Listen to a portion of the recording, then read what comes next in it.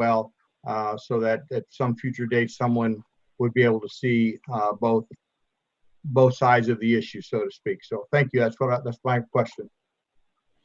All right. Are there any other questions or comments? Can you guys hear Carrie? Carrie Bell? Now, can you hear me? Oh, Yes. yes. Yeah. Okay. All right. Thanks. Oh, hi, Carrie. Sorry about that, everybody. It's all right. Alderman Becker? So is it my understanding that this is simply vetoing what we passed at last meeting and there are no changes as opposed to changing what we passed last meeting? Is that the correct understanding? City Attorney? Yes, the only question before the board is, will this ordinance pass, the objections to the mayor notwithstanding? Your only decision tonight is to overrule the mayor's veto, the disapproval is what is technically called in the ordinance, okay, or to sustain it. If at some point in the future you wish to make a change in the ordinance itself, you'd simply have to do a new ordinance to amend the section previously adopted, assuming this ordinance would be adopted. Thank you. Any other questions? Seeing none, is there a motion to approve? I have a question about motion. The motion to approve would be to override the veto and approve the ordinance. Is that correct? City Attorney? Yes. Yes, the motion simply is, and it's stated in terms of the ordinance. Our ordinance sets forth specifically what you're voting on today. It's set forth in our code, and that motion is, as Tara read for you when we started this. But Tara, let me step on your toes here for a second. I'll just read it. It says, "Shall Bill 20-27 pass? The objections of the mayor thereto notwithstanding." That's the question. Motion to approve. We have a motion from Alderman Ross. Do I have a second? Alderman Becker. All in favor? Aye. You're on, Mayor. We need a roll call. Roll call vote, please. Alderman Walker. Excuse me, verification, Ed? So if Yes, sir. Yes, I just want to make sure, because some of these motions can be very challenging. If we vote yes, we are voting in favor of the veto? No. No, the question is, shall Bill 20-27 be approved, the objections of the mayor notwithstanding? A response of yes to that question will adopt the bill. A response of no to that question will sustain the veto. Thank you. Further questions? We have a first, we have a second. Roll call, please. Alderman Walker. Yes. Alderman Becker. Yes. Alderman Morose. Yes. Alderman Massey. Yes. Alderman Rucker. Yes. And Alderman Ross. Yes. All right, we have at least a 2/3 positive vote, so the veto is overridden. Our first item of new business is the presentation of the city's 2019 comprehensive annual fiscal report. City Treasurer. Mayor and Board of Aldermen, this is our annual event. I actually think we might be one meeting ahead of schedule this year. This is to present the city's 2019 comprehensive annual financial report. And with us this evening is Amanda Schultz and Ashley Rawling with Williams Keepers to do a summary presentation and answer any questions that you have this evening. So at that, I'll hand it over to Amanda. All right. Thank you, Carrie. Can you guys hear me okay? Yes. Great. Yes. Well, I'm Amanda Schultz. I'm an audit partner with Williams Keepers up in Columbia. And as Carrie mentioned, Ashley Rowling is also on the call. She's one of our audit seniors. She specializes in audits of governmental entities, including single audits. She's been on the city's audit for a number of years, and she served as the in-charge this year. So I promise you I will not be going through this entire comprehensive annual financial report, or CAFR, this evening. We're just going to present on the summary report, which hits the highlights of the CAFR and the other reports that we issue as a result of the audit. So I believe you all have received a copy of that in advance of this meeting. Again, it's titled the Summary Report, and I believe it's just 4 or 5 pages long. So I'll go ahead and get started. The Comprehensive Annual Financial Report, or the CAFR, is essentially the city's audited financial statements. It contains substantially more information than what generally accepted accounting principles or GAAP requires. So it is a sign of excellence in financial reporting. The city has prepared a CAFR for a number of years and has submitted it to the GFOA, the Government Finance Officers Association, for a Certificate of Achievement in Excellence in Financial Reporting. 2018's CAFR received the 20th consecutive year of receiving that certificate, and the city believes, and we agree, that the 2019 CAFR that we're going to go over at a very high level tonight meets all of the requirements to obtain that certificate again this year. So the CAFR contains the following information listed here in the summary report. There is an introductory section, a statistical section. Both of those are additional GFOA requirements. And then there is also a financial section, which is the GAAP requirement, really the audited financial statements themselves and the notes, and that's what we're going to focus on in the summary report. So we issued an unmodified or a clean opinion on the city's 2019 financial statements. That is the best opinion that you can get, and it means that the city's financial statements, the users of those financial statements, can rely on them. So the financial statements themselves, as well as the notes and other information that's contained in them. There are 2 different sets of financial statements included in the CAFR. The first is the government-wide financial statements. Those are found on pages 16 and 17 of the CAFR. They are full accrual, and they include all of the city's funds, capital assets, long-term debt, other long-term liabilities. Everything that the city has basically is reported in those financial statements, and they are separated into governmental and business type activities. So you can make the distinction between both. There are also fund financial statements on pages 18 through 24.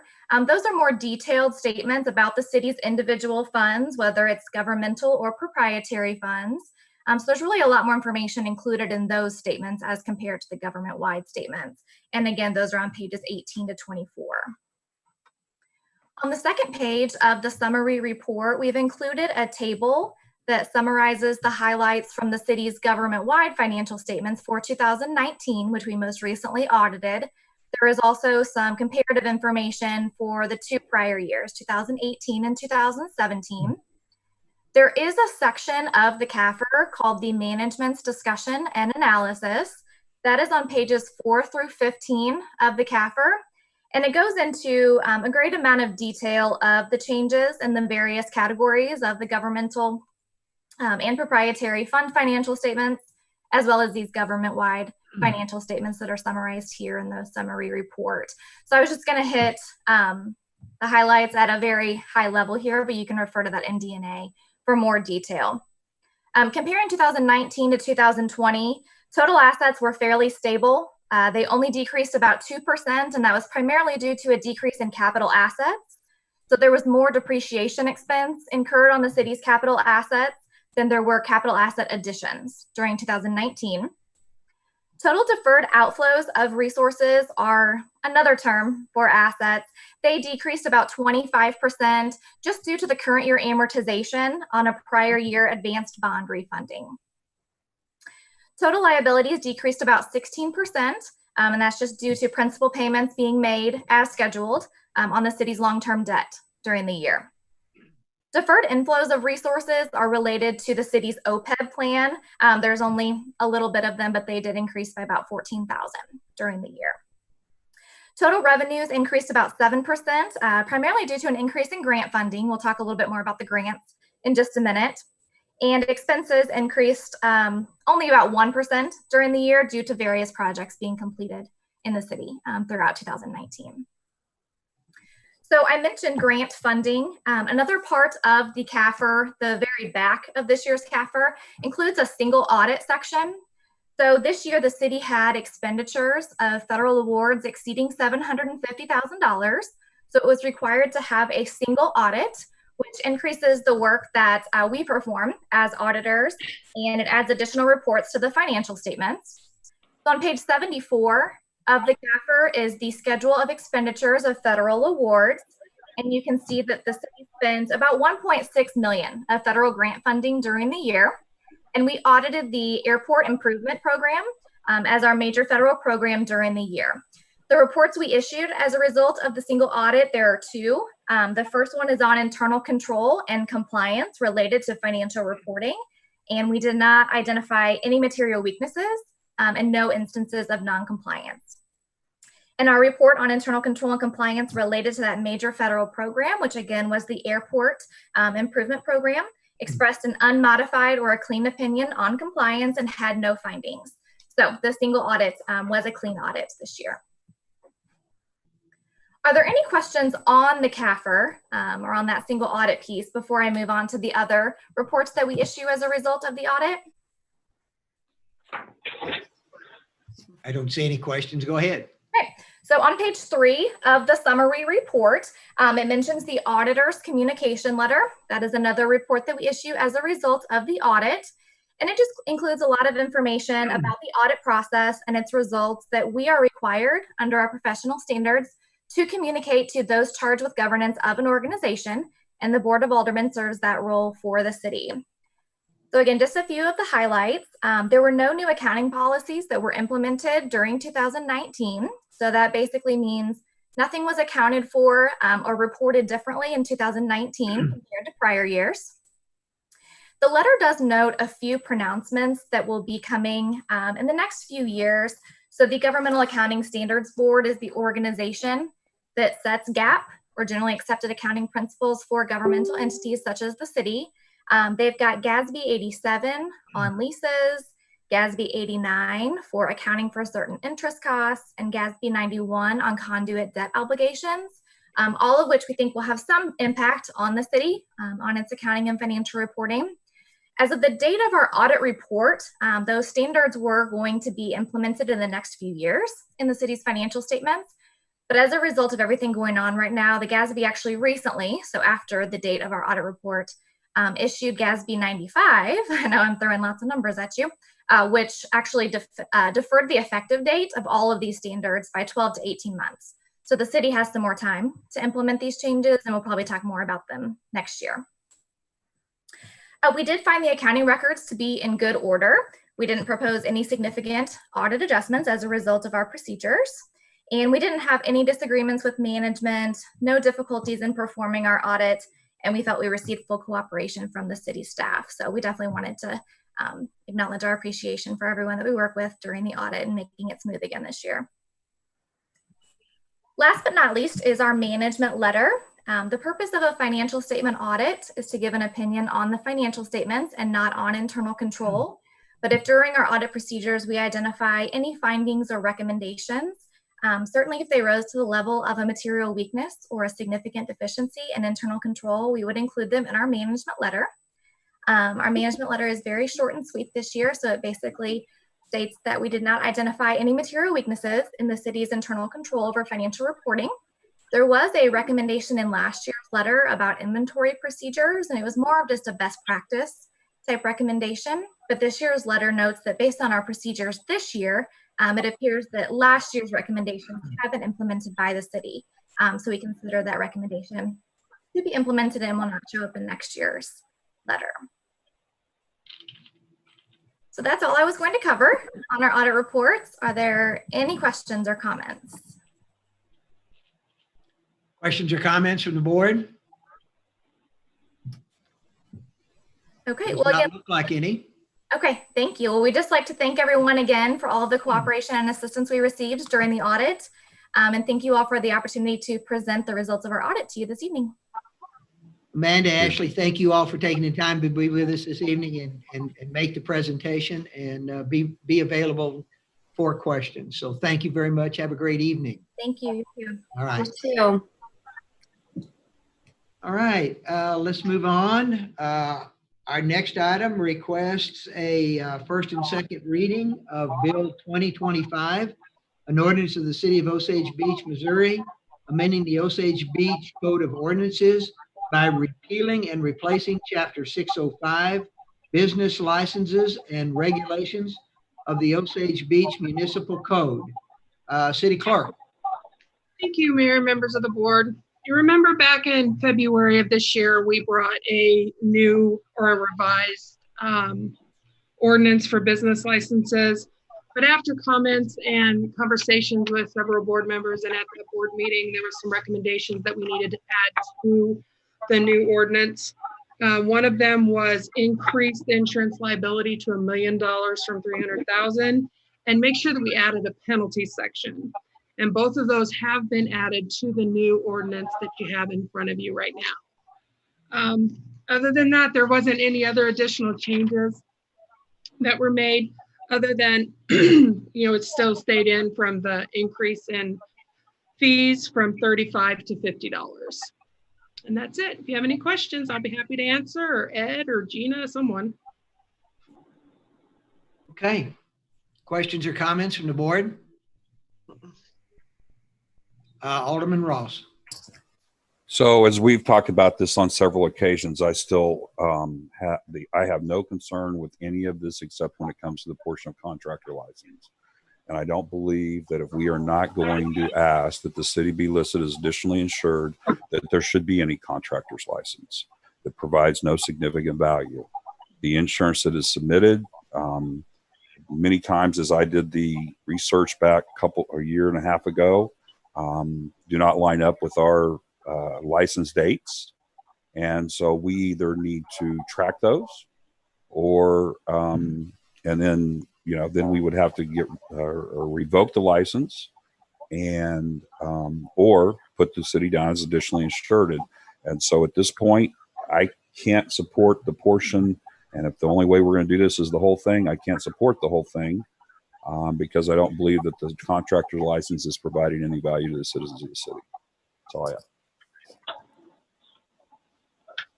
Comments from staff? I'm not sure. Ron, did you have any comments? You had sent out an email regarding contractors' licenses and how you thought they were beneficial to the city. You're on mute. You're on mute, Ron. I'm back. The contractor license that we require now, it does require that they use the proof of insurance, or the proof of their liability insurance. It also gives us the contact information should anything come up during a construction project. I understand what Richard is saying, and as far as what the citizen gets, and it could go wrong, but really, our city being what class it is, we can't require testing for the contractor license anyway. So kind of either way. Richard had expressed some concern about the tracking of the insurance. And I remember that being a conversation that was discussed. And I thought that there was a tracking mechanism for that. We use our existing mechanization system. What is it? Encode. Encode. Aren't we using Encode to track that? Yes, what it does is usually we can go in and we can run a report to see who has expired licenses.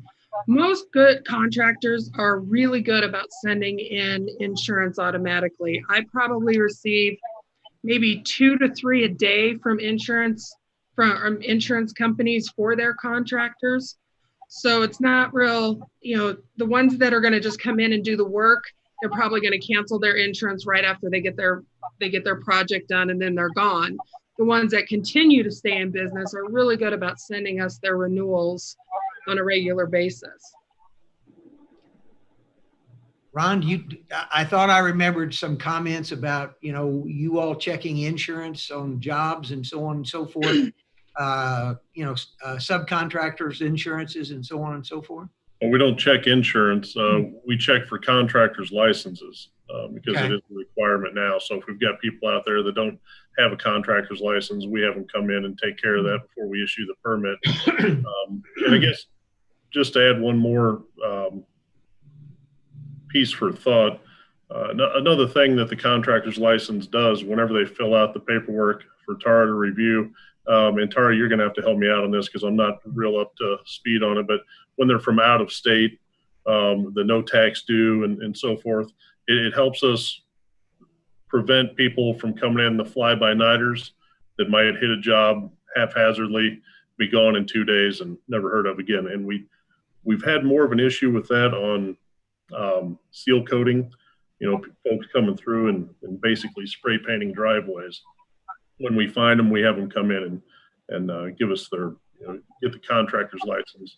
And then we have that information should in a week we find that people's quote unquote asphalt washes down the hill.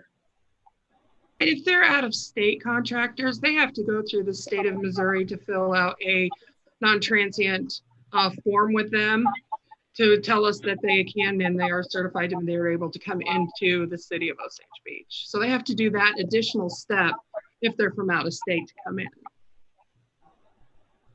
Okay. Are there any other comments? Yes, Mayor. Yes, Alderman Morose. I'd just like some clarification. So we are requiring for the city to be additionally insured no matter what? No. Is that the way I'm understanding this? This is about contractors. I'm sorry? It's about contractors. Okay, and the contractors, well, okay, but we have to be additionally insured for that? No, we're just having them make sure that they have liability insurance if this passes up to $1 million. Right now, we require that they have liability insurance to $300,000. But with this new ordinance, it would go up to $1 million. But no, we don't require them to list the city as additional insured unless they're doing work for the city. Okay, I misunderstood. Thank you. And I believe Alderman Morose that was one of Alderman Ross's concerns. And I don't want to speak for you, Alderman Ross. I can jump in, but Kevin's had his hand up. Go ahead. That's up to you, Mayor. Who called Okay, well, you had opposed to that particular Okay. issue, So I thought I would give you a chance to address that before we went on to something else. Thank you. So let me give a little bit of background. About a year and a half or so ago, I went into the clerk's office and I pulled up the file of contractors' licenses. And there were about 320 of them, and I went through about 54. And of the 54, as I best recall, at least 55 to 60% of them expired within the first 90 days of the contractor's license. This, I believe, starts on January 1st. And there wasn't subsequent. Now, I realize things have changed. And if what we think the best thing to do is for our people to continue to update, and for those that expire, chase those folks down or revoke their license, okay. I believe the better process is to ask them to provide us as additionally insured. As a matter of fact, what Tara is talking about, if we're automatically getting updates to insurance, that's because they've listed the city as that many times. Now, maybe every time their insurance expires, they remember to call their insurance company and tell them to send it out. But unless the insurance I've worked for, they're not sending that out to anyone unless the client has listed somebody as additionally insured so that they can communicate that. So it all comes down to how much work we want to do versus how much work we can ask the contractor to do. I have talked to many contractors. It's part of their umbrella policy to add the city of Osage Beach. Is no problem. Doesn't cost them any extra. In my previous life as a facility director for Taco Bell, it was something we required, and the contractors told me that it didn't cost them anything. It made this process go much better, and then we can be assured that the only thing that the value to the citizens that I believe to the citizens, maybe Ron's group has some value, but to the citizens is the fact that they have a liability insurance in place when they're working in the city of Osage Beach. And I think without that assurance, then we aren't providing the value that we should charge people for. That's all I have. And I guess one question again to the city clerk. Encode, you are using Encode to track that and correct the problem that Alderman Ross found when he did his inventory a year and a half ago. Yes, we put that there is a section in there for insurance, and it has the insurance number and renewal date in that section in Encode. And I can run a report to see who has expired and go from there. When it automatically, one quick question. When it expires, without you running a report, does it kick something out to you saying that? I don't know if it has the ability to send an automatic report, but I can run a report once a month and put it just on my calendar and say once a month I'm going to run that report and see who has that. Yes, Alderman Ross. I was going to say, I was going to ask the same question you did, John. So that I think the optimum thing is that the day that the insurance expires, that the city clerk be alerted. If we don't have that capacity, then the case for having the city listed as additionally insured is even stronger. Okay. Alderman Rucker. Yes, thank you. Well, as far as listing the city as additional insured, we went down this road quite extensively. I went down, talked to a couple of brokers, and there can be a charge. There's not necessarily always will be a charge. It depends on each insured and their underwriter.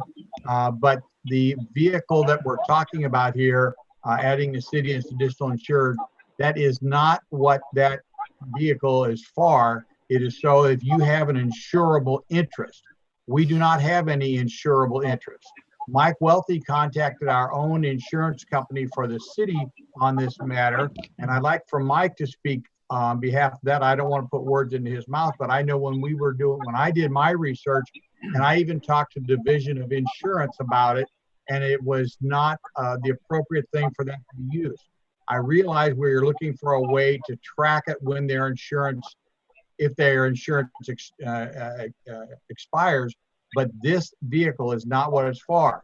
And the other thing is I look at this in the same analogy as I do with rabies shots on the dogs.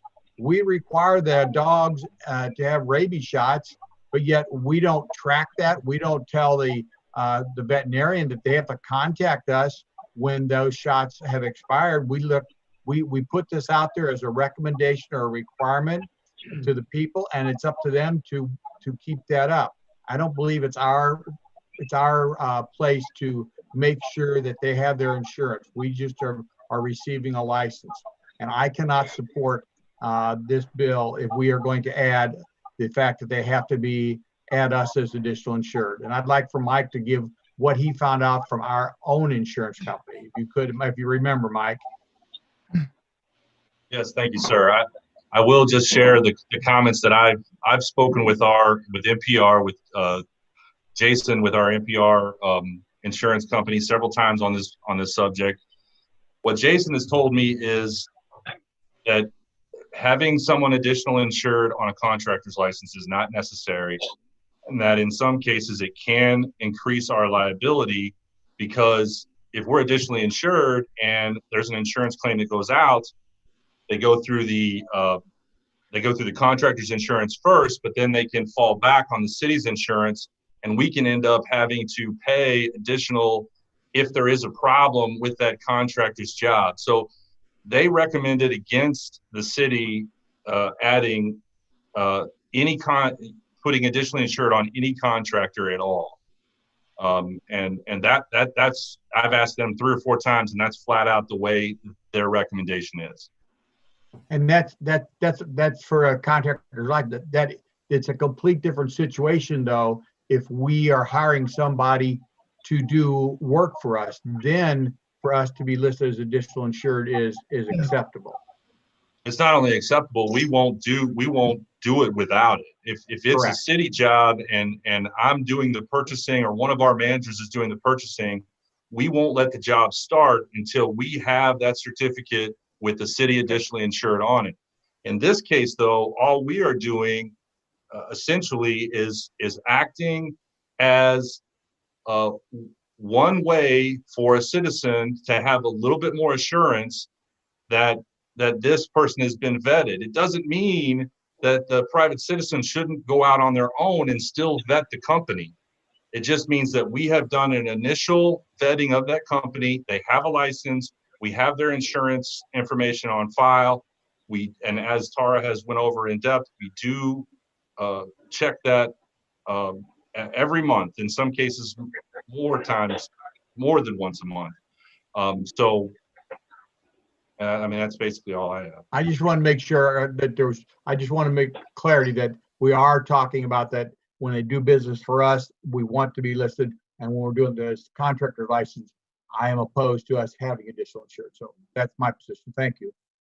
Any other comments? Yes, Alderman Massey.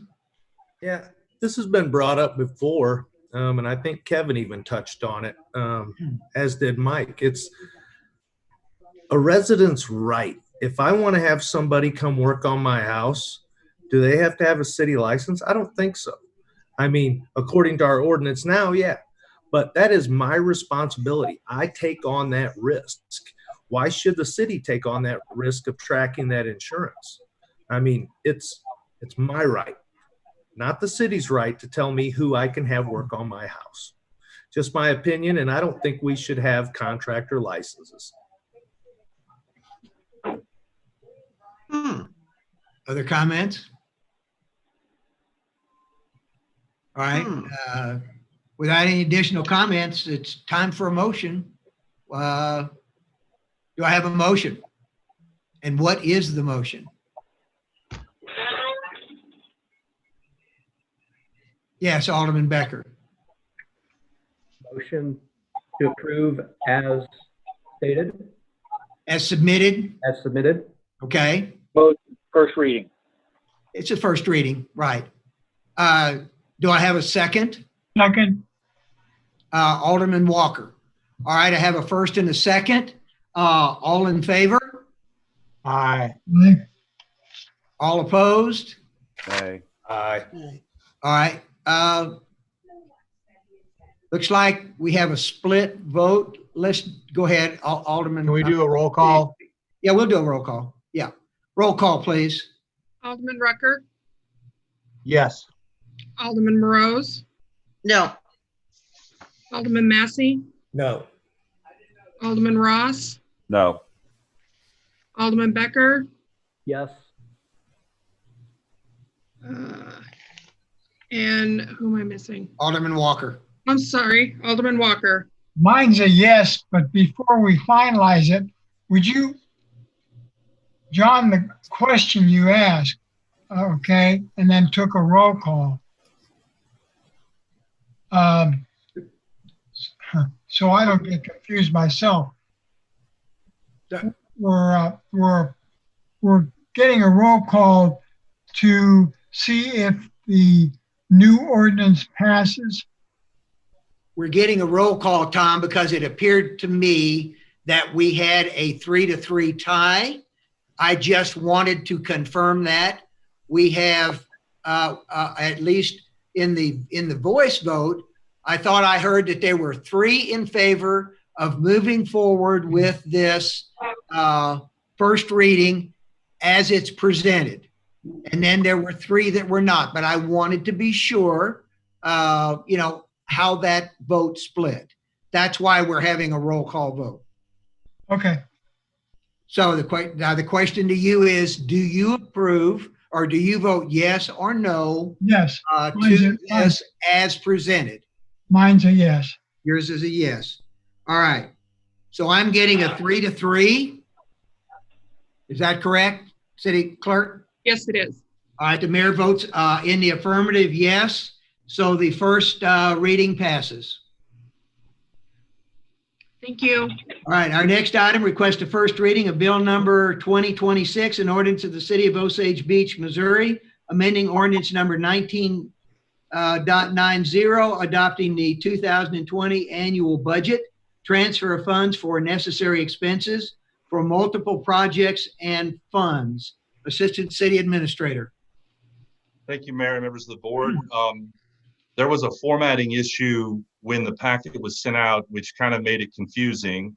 So I had sent out a revised document that had my comments on it that matched up with the ordinance. I'm sorry for the formatting issue. I'll tell you what, members of the board, I can go through these individually if you want me to. Or I can, if you've all read them, I can just answer any questions that you may have concerning them. What would be the board's pleasure?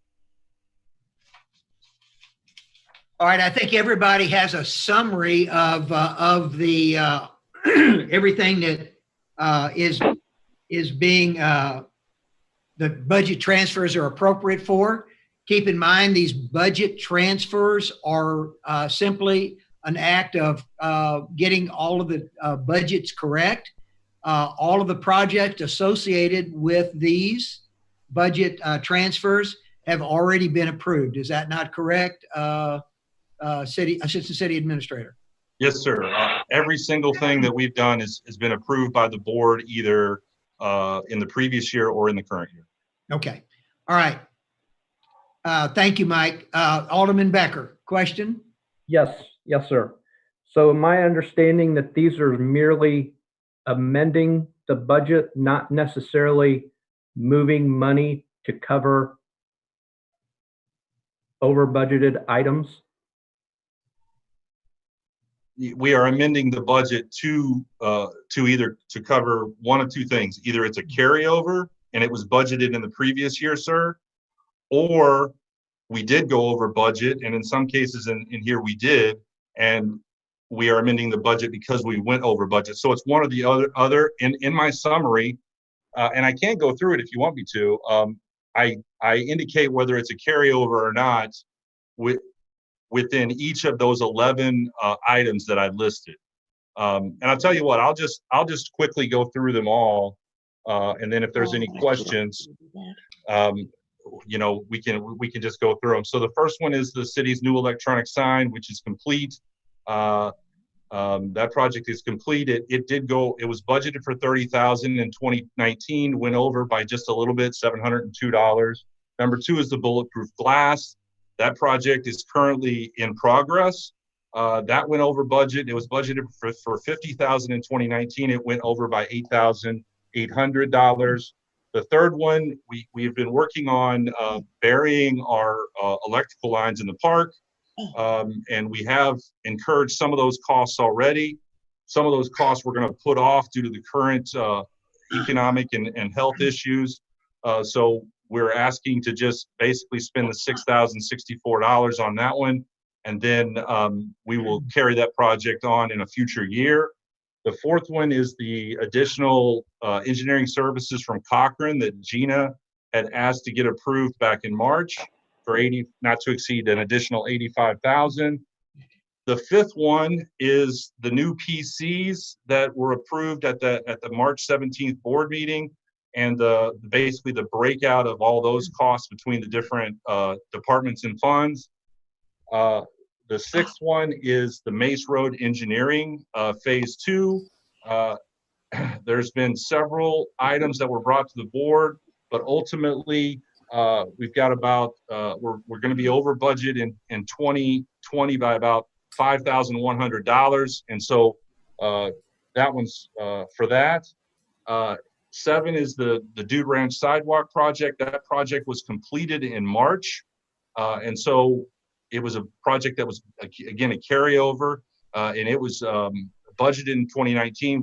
We made the final payment in March, so we just need to carry over the remaining amount there, that $80,978. The eighth one is the other sidewalk project that we did last year on the Parkway. There was a remaining balance of $19,785. That project, again, is complete as well. The ninth one is the Mace Road Construction Phase 2 project, which was approved in a previous board meeting this year. And then there was also some utilities that we need to move, all totaling $1,198,653, sorry. And then the 10th one is the Swiss Village Well project, which there have been many changes to that. All told, the city is 530. We need to move $530,000 into the 2020 budget to cover those expenses. And then the final one is the final payment for the Lisi Taxiway Phase 2 project was actually not made until 2020. As the board is aware, that is a project that is funded 90% by grants from the FAA, And so technically we only pay 90% of that $57,000 figure that I put in there. And that's all 11 of them. If there are any questions, I'm happy to answer any of them for you. Alderman Becker, did that clarify some of your questions or your question? No, I probably didn't ask it correctly. So let's take item number 1. The original item is 97,300 and it goes to 128,002. We're just simply adding that money to the line item. We're not taking that difference from a different line item that may have extra funds in it and moving it to this line, correct? That's correct, sir. No, we're carrying essentially we are carrying forward $30,000 from the 2019 budget, and then we are taking an additional $702 technically out of unrestricted funds. Okay. Thank you. So you're actually moving money around, correct, Mike? Because you're taking it out of unrestricted funds and you're moving it, in this particular case, Alderman Becker, the funds that were previously budgeted in 2019 to 2020. Is that a correct statement? Yes, sir.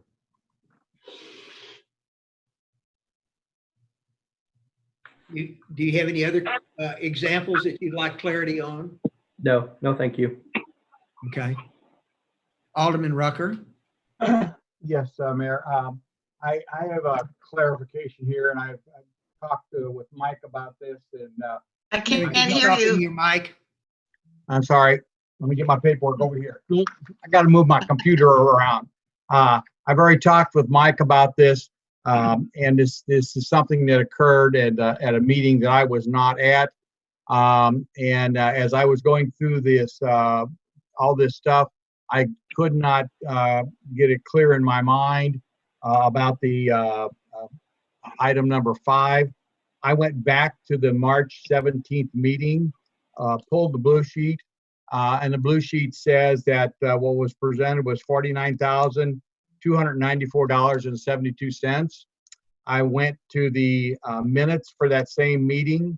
And again, I wasn't at that meeting, so the following meeting, the board approved those minutes. And in those minutes, it says that what was approved was $49,294.72.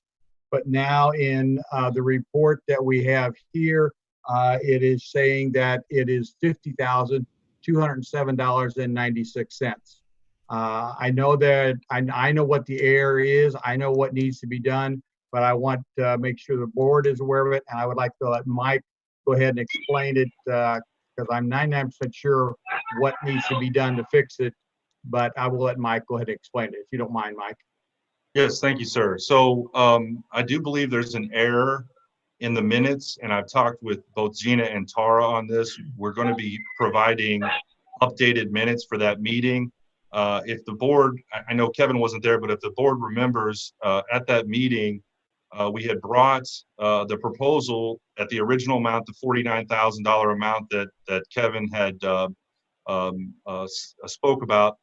And then the board decided that we would take an alternate bid, which allowed us to buy more laptops for some of our management. And that raised the cost of that purchase by, I believe, $913.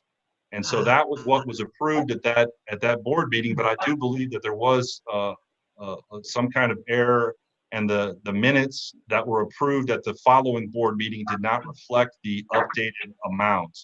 And so it's my understanding that Tara will be bringing an amendment to the board to update those minutes at a future board meeting.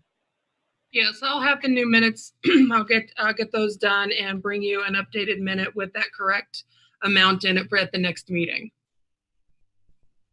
Thank you. Anything else, Alderman Rucker? No, that's all I had. I searched and searched and couldn't figure out why I couldn't get the numbers straight. And I went to Mike. I said something wrong, and that's when he made that explanation to me. But I just want to make sure the rest of the board was aware of that as well. Thank you. Okay. Anything else? If not, is there a motion to approve the first reading? Alderman Motion to approve. Rucker, we have a first. Do I have a second? Alderman Becker. All in favor? Aye. Any opposed? First reading passes.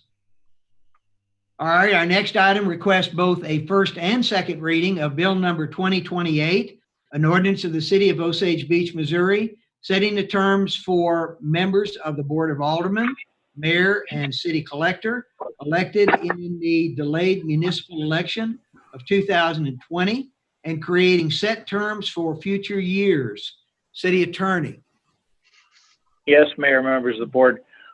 When Governor Parsons, as part of the response to COVID-19 and the pandemic emergency, delayed the April municipal election, he set the April municipal election down for the second day of June.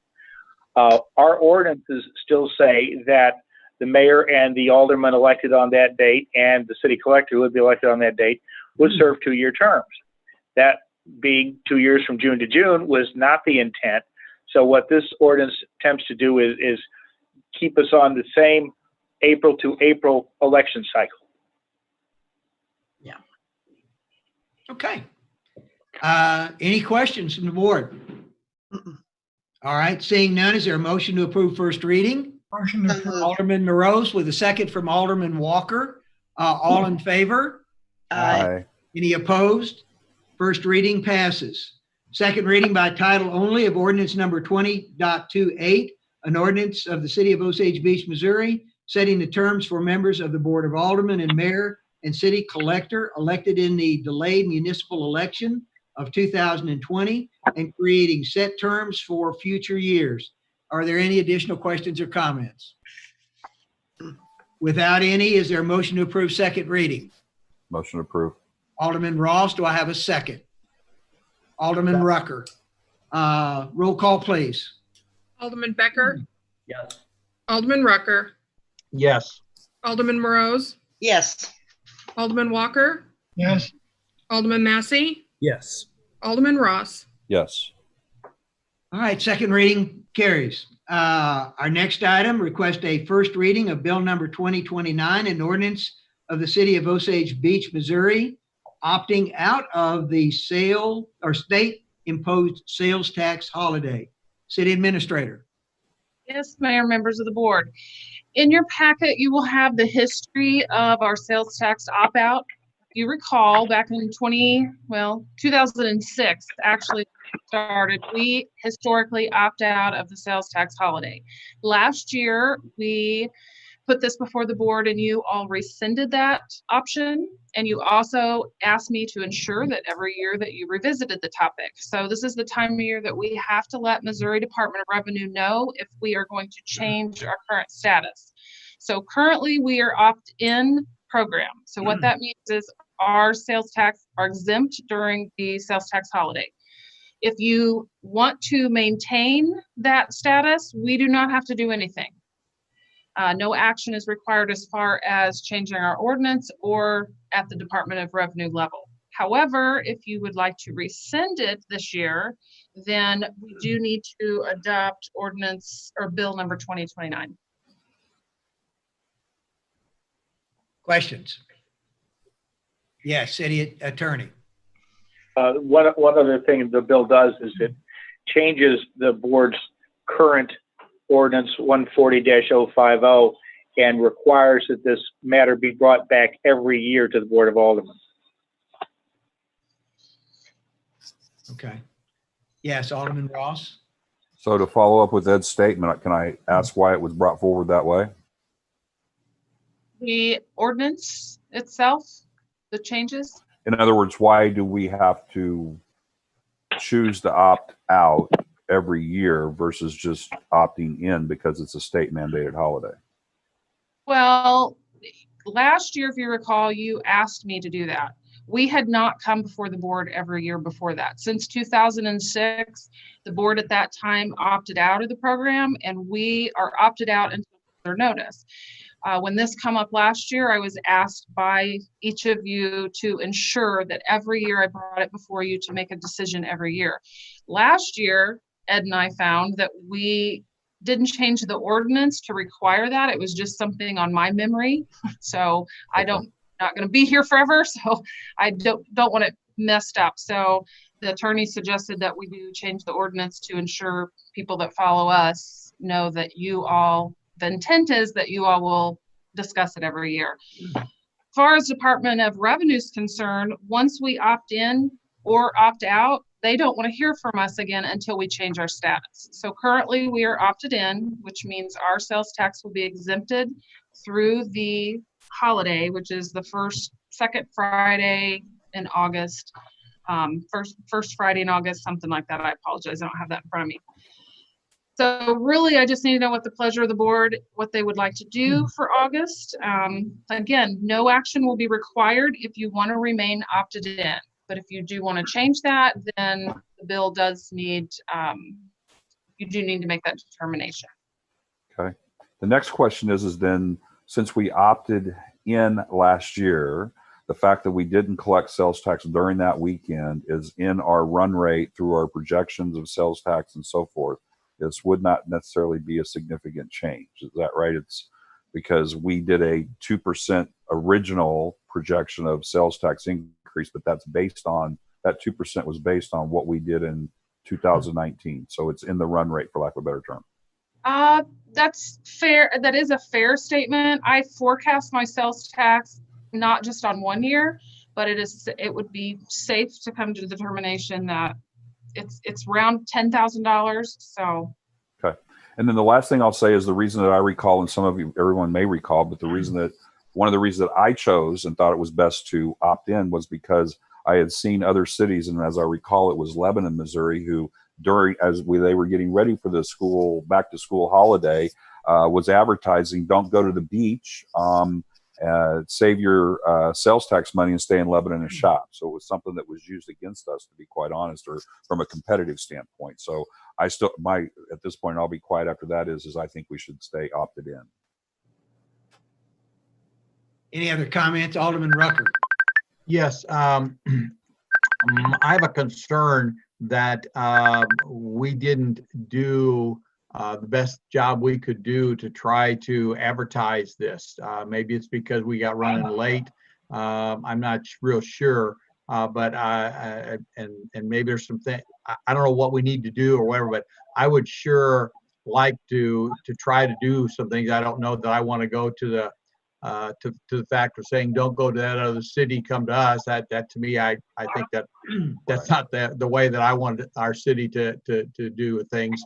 But on a positive note rather than a negative way, come to Osage Beach, buy your stuff tax free for this deal, whatever. I'm not really sure what. Don't worry about spending a lot of money. Social media, you can do a lot with social media. We can contact maybe our merchants and tell them that we are definitely going to be doing this, and see if they can include that in their way. But if we're going to move forward, then I think we need to try to do that. If we're not going to do that, I'm not so sure that I'm in favor of it. Yes, Alderman Morose. Yes, the date of August the 7th, and it's supposedly that weekend. Doesn't that seem early for the schools, or is this, I'm just asking. Phyllis, that date is set by the state, and it's the first, I'm looking at my calendar now, so it is the first Friday of every August. So it's how early the first falls on. So that's not set by us. I see. Well, I'm in favor of just leaving it and not having the sales tax for the folks to go and shop that weekend. Absolutely. Any other questions or comments? Yes, Alderman Massey. Yeah, I would like to just leave it as is myself. I think this not only helps our local businesses, but helps our local citizens, especially those with school-age children, that, every cent counts right now. Yeah, I am in favor of leaving this as is. Any other questions or comments? The only problem that I see with what is being done, and it's not really a problem, if the board elects to do that, what I'd like to do in accordance with Robert's rules is to get a motion to approve, okay, and then there not be a second, which kills it, Okay. Now the only problem is that in addition to opting in or opting out, this also adds that it will be brought to the board every year.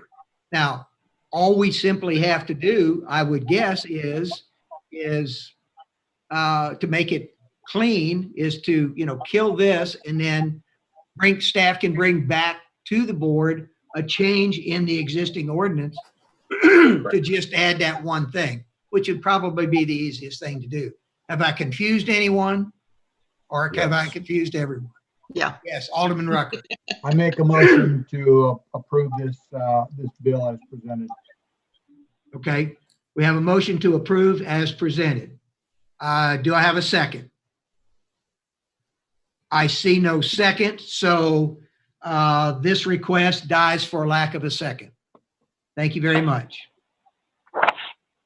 All right, our next item. For clarity, if I could, does that mean that we are opting in and that we do not bring it back each year now? How does that mean? What does that mean? Oh, Well, I think what we're going to do is, it means that you are, that we continue to not collect sales tax, to be just clear. And what staff will do is to bring another bill back to the board, adding in the annual review. Is that correct? Correct. Dina? Okay. Yes, correct. Okay. Yes. Yes. All right. Is that, I'm assuming that's what everybody wants? That's the impression I got. Yes. All right. All right, our next item, request a first reading of Bill number 2031, an ordinance of the City of Osage Beach, Missouri, authorizing the mayor to execute a contract with AT&T for local phone service. Assistant City Administrator. Thank you, Mayor and members of the board. This is a contract that's going to be up here at the end of June, and we need to get it renewed.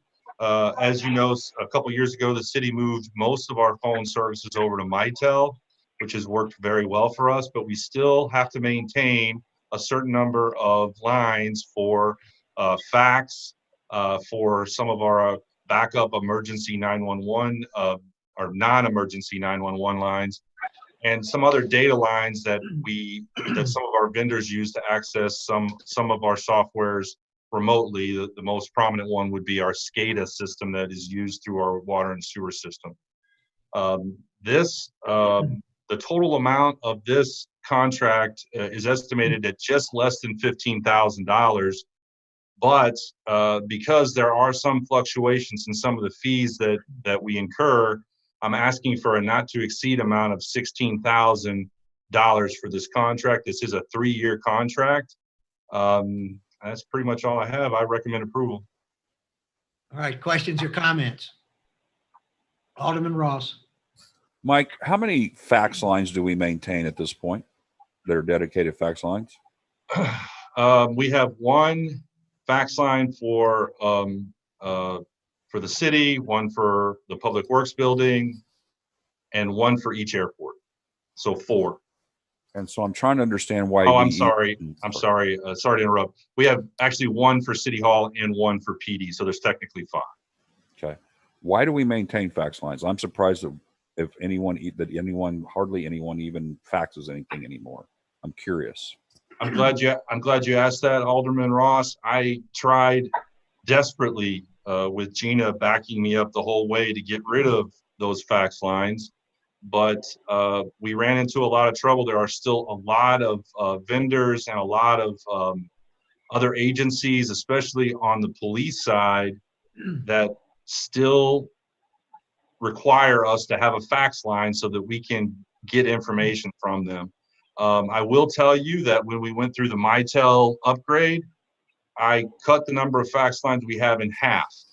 So this essentially, after speaking with all of the members of management that still maintain these, is the lowest amount of fax lines that we can have and still operate from the standpoint of working with the vendors that are requiring it. It's very important out at the airport because they fax in a lot of their flight plans, So I don't know what else to tell you other than we have tried very hard to get rid of as many as we can. So we couldn't possibly go down to 2, for example, 1 at the PD and 1 at the airport? We could do that. I will tell you that this contract that I am presenting to you today, sir, requires a minimum of 20 lines. So Okay. even if I get rid of more lines, if I get rid of more lines, it changes our cost. And so the cost would actually go up. Okay. Because of the cost per line. So they give you a discount at 20 lines. Okay, I got So it. I couldn't go below 20 lines without having it cost the city more money. Thank you. I appreciate it. That's all I have. Anything else? Seeing none, is there a motion to approve first reading? Motion approved. Alderman Rucker, Alderman Morose is a second. All in favor? Aye. Any opposed? First reading passes.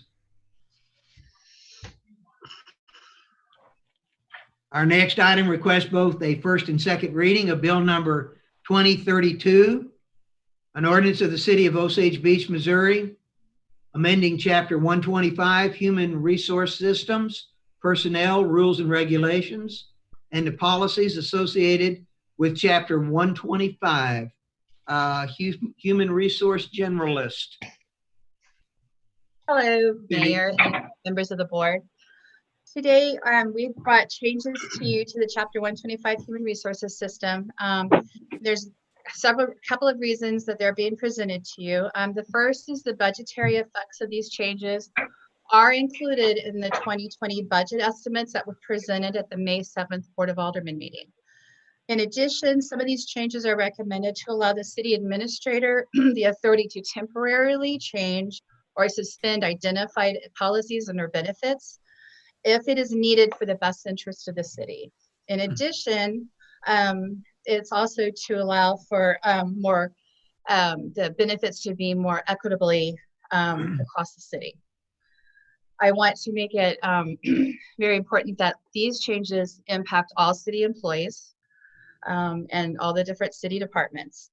And I will go through the changes and then I'll ask if there's any questions after each change. The first change we're asking for is just to change the definition of a full-time employee. Currently, the full-time employee to get benefits is at 32 hours per week. If there are some additional programs in place that the city could utilize in the future if needed, but we'd still need to have benefits provided, and that lowers that to a minimum of 24 hours a week.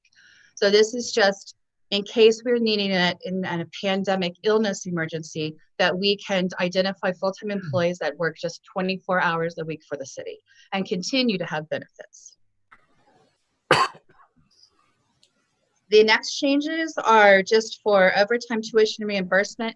On the policies, these are changes going to 125 in the actual chapter. It just changes their effective dates if they are approved. I will go into the details of those policies in just a minute. The change to section 125-120 is for the holidays. And in this change, we are identifying that we have 11 holidays that are given to all full-time employees. Currently, the 11 holidays are applied a little different depending on if you're shift workers or if you work the Monday through Friday shift.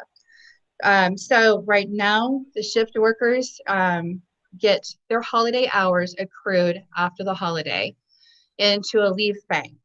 That leave bank is available for the full-time employees to utilize through December. If there's any hours in the bank at that time, they're paid out on a separate holiday paycheck in December. It's a week that's not a normal payroll week. So it's either usually the first or the second week in December. Other employees, Monday through Friday employees, they take off the holiday with pay to enjoy family and friends, and city offices and facilities are closed. This change is just allowing the shift workers to take off that day with pay to enjoy their family and friends just like other employees. And then they have 6 months to do it after the holiday, because it's not easy for some of the departments to maintain their staffing to allow all of them to take off within a certain time period, like that pay period. So we were asking if we can do for 6 months or 3 months. We did put in the ordinance for 6 months. The city attorney, I thought it would just be the apartment managers a little bit more flexibility with their staffing. So this affects the police, the ambulance, and the airport, right? It affects airports, ambulance, 911, and the patrol officers. So I did identify, I have contacted and reached out to several police organizations to find the best practice for these. There are a couple of agencies that still do the paid holiday like we do it, but a lot of the agencies have either recently or have always had them take the day off. The Highway Patrol currently have, and they put it toward their comp time. So we are assigning them on a holiday, and they have to work a holiday, and then we're not allowing them to receive pay. We're making them take comp time, and we're making them take it within 6 months. No, they work a holiday. The shift workers are scheduled to work 40 hours or 42 hours or 84 for the police department in a 2-week period. They have a set schedule. They might be scheduled off on a holiday, or they might actually work the holiday. However, they're still receiving their 84 hours or 40 hours a week. So their holiday hours are banked.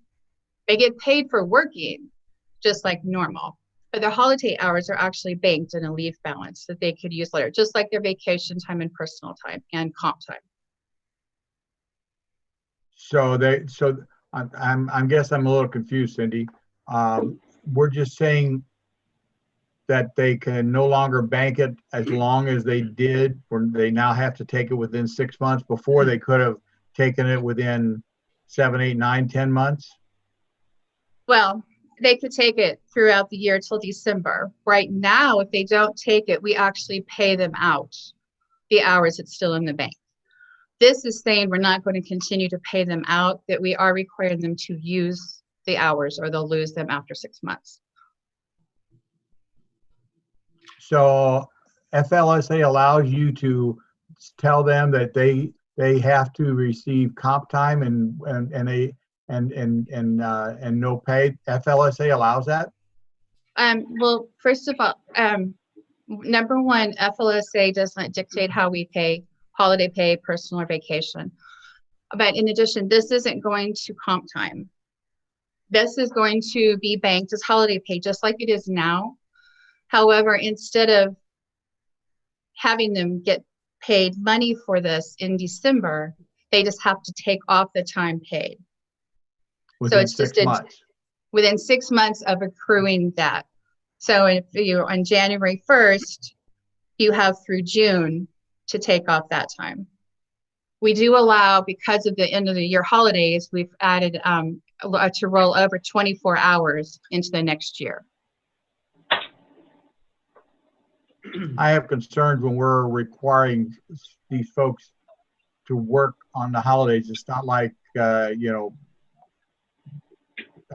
most of our staff is off on the holidays, but we have people that are working on the holidays. And that's why we've always had, in my opinion, why I was always able to justify a little bit different way of dealing with things, and a little bit, I guess you could say, a little bit more perk for it or whatever, because we are requiring certain people to work these different divisions. So I have a problem with that. That's just me. I understand. It is a difficult, it's like they are not losing the benefit. They still get the benefit with time off. They're just losing the benefit of having it paid out. And I understand. It's just one of the areas where when addressing budget cuts, this was just one of the areas that is brought up. The approximate cost to the city is $73,000 a year. but we don't know what the cost is going to be. The cost is 73,000 for us to pay it out. What's it going to cost us now when they start taking comp and then we run short? We have to have somebody come in. Well, this isn't comp time, this is holiday.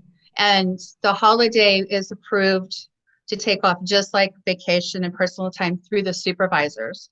So it'll be dictated by how it has an impact on the department. So is there a provision, since we're now, if we do this, there's going to be a lot of hours that these divisions are going to have, and they're going to have to take it within that 6-month time frame.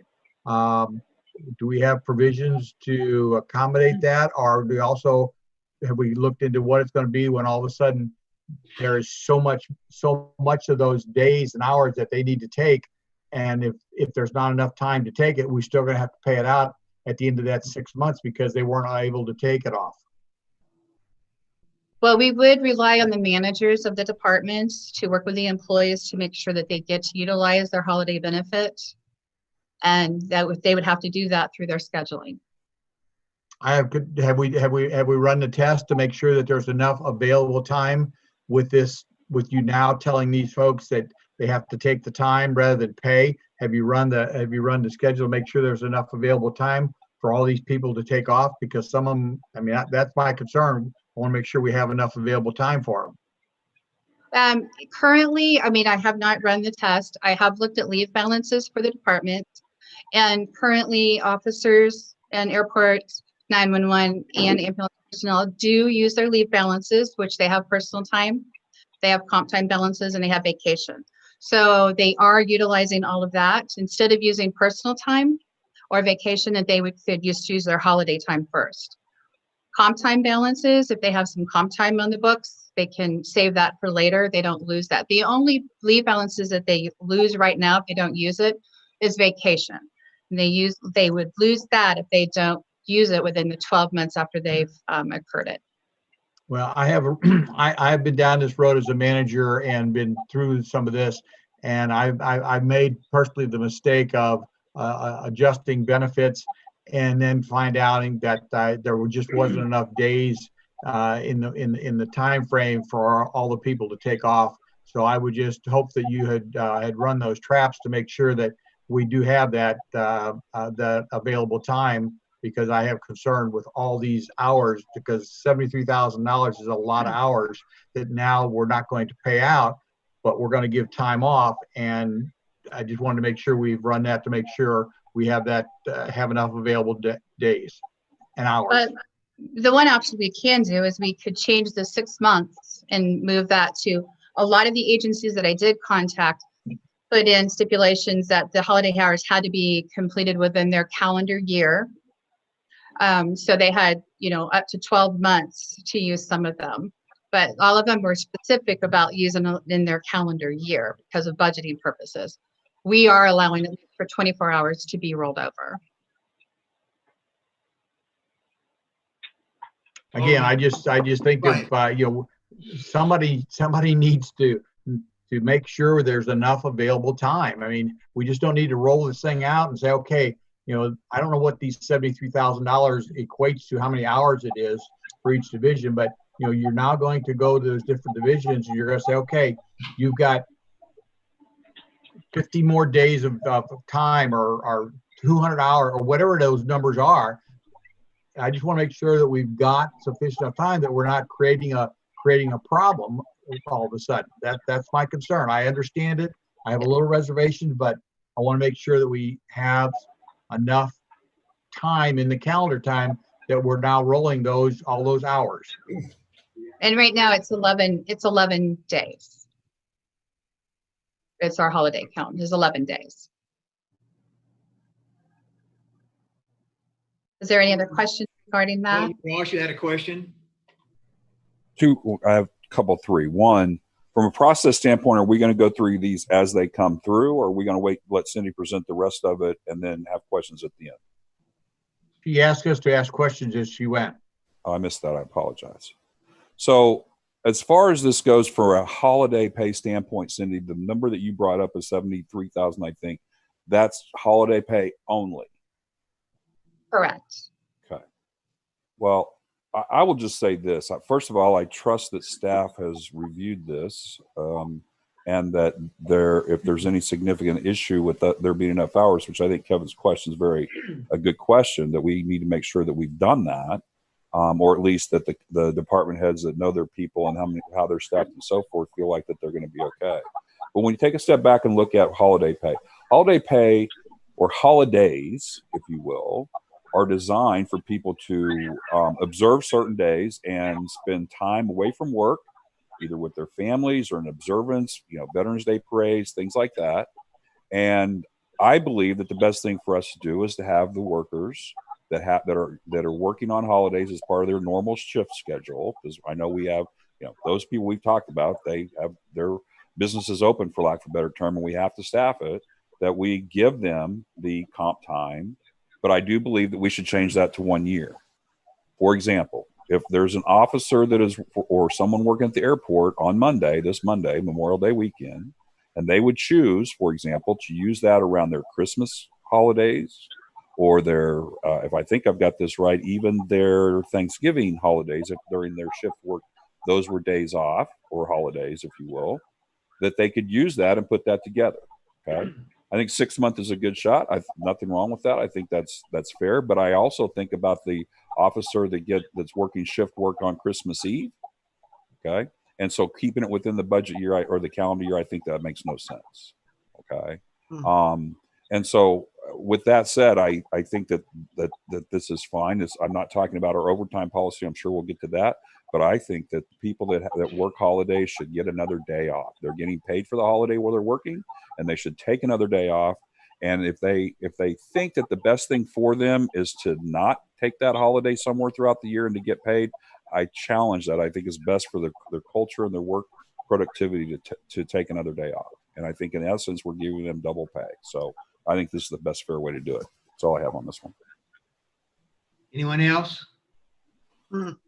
Alderman Morose? I just concur that I think 1 year is definitely more fair than the 6 months. And I think that allows for being able to prepare for if there's going to be a management of people covering for other people taking off. So I would feel comfortable with 1 year.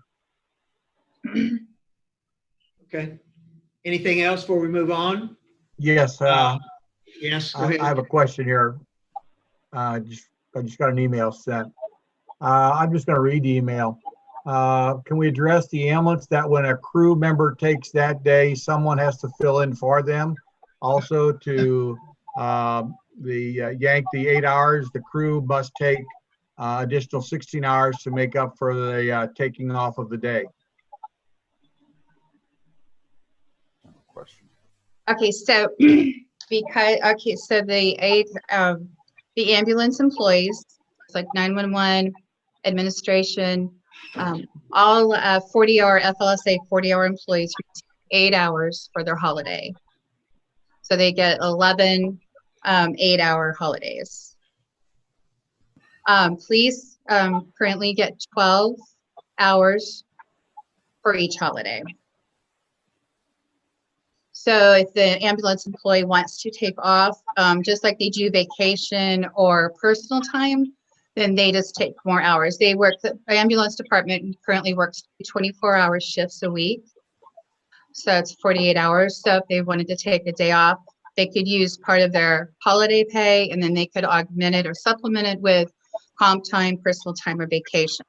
That's how they do now. They earn 8 hours for personal time, and that's how they apply that when they're taking off. They just don't, like the city employee in administration works 8 hours Monday through Friday. We have to take off 40 hours.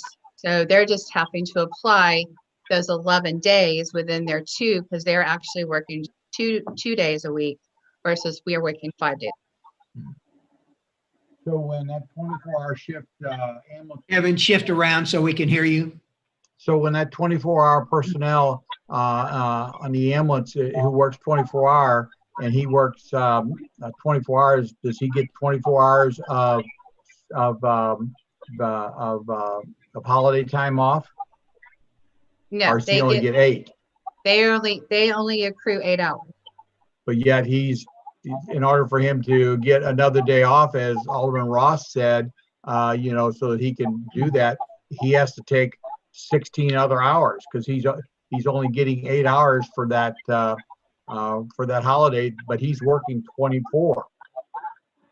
That's true, but he's actually working 3 days in one time frame. So I work 3 days. I would take off 3 days. I would have to I take 24 hours. They're just working all of theirs. They only work 2 days a week.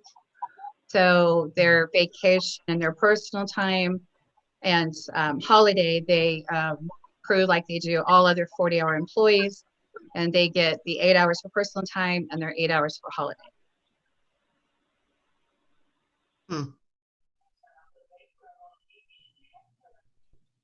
Alderman Massey, you have a question? I do. Have we asked the staff, not the staff, but our frontline folks, our EMTs, our police officers, how they feel about these changes? What do they prefer? Just wondering. Okay, well, I do know that the city administrator, she might have some comments on this because she did meet with all the department managers and discuss these changes. Well, I'd like to follow up with that as well as what Alderman Massey said, because there are some uniqueness to 24-hour shifts and 12-hour shifts.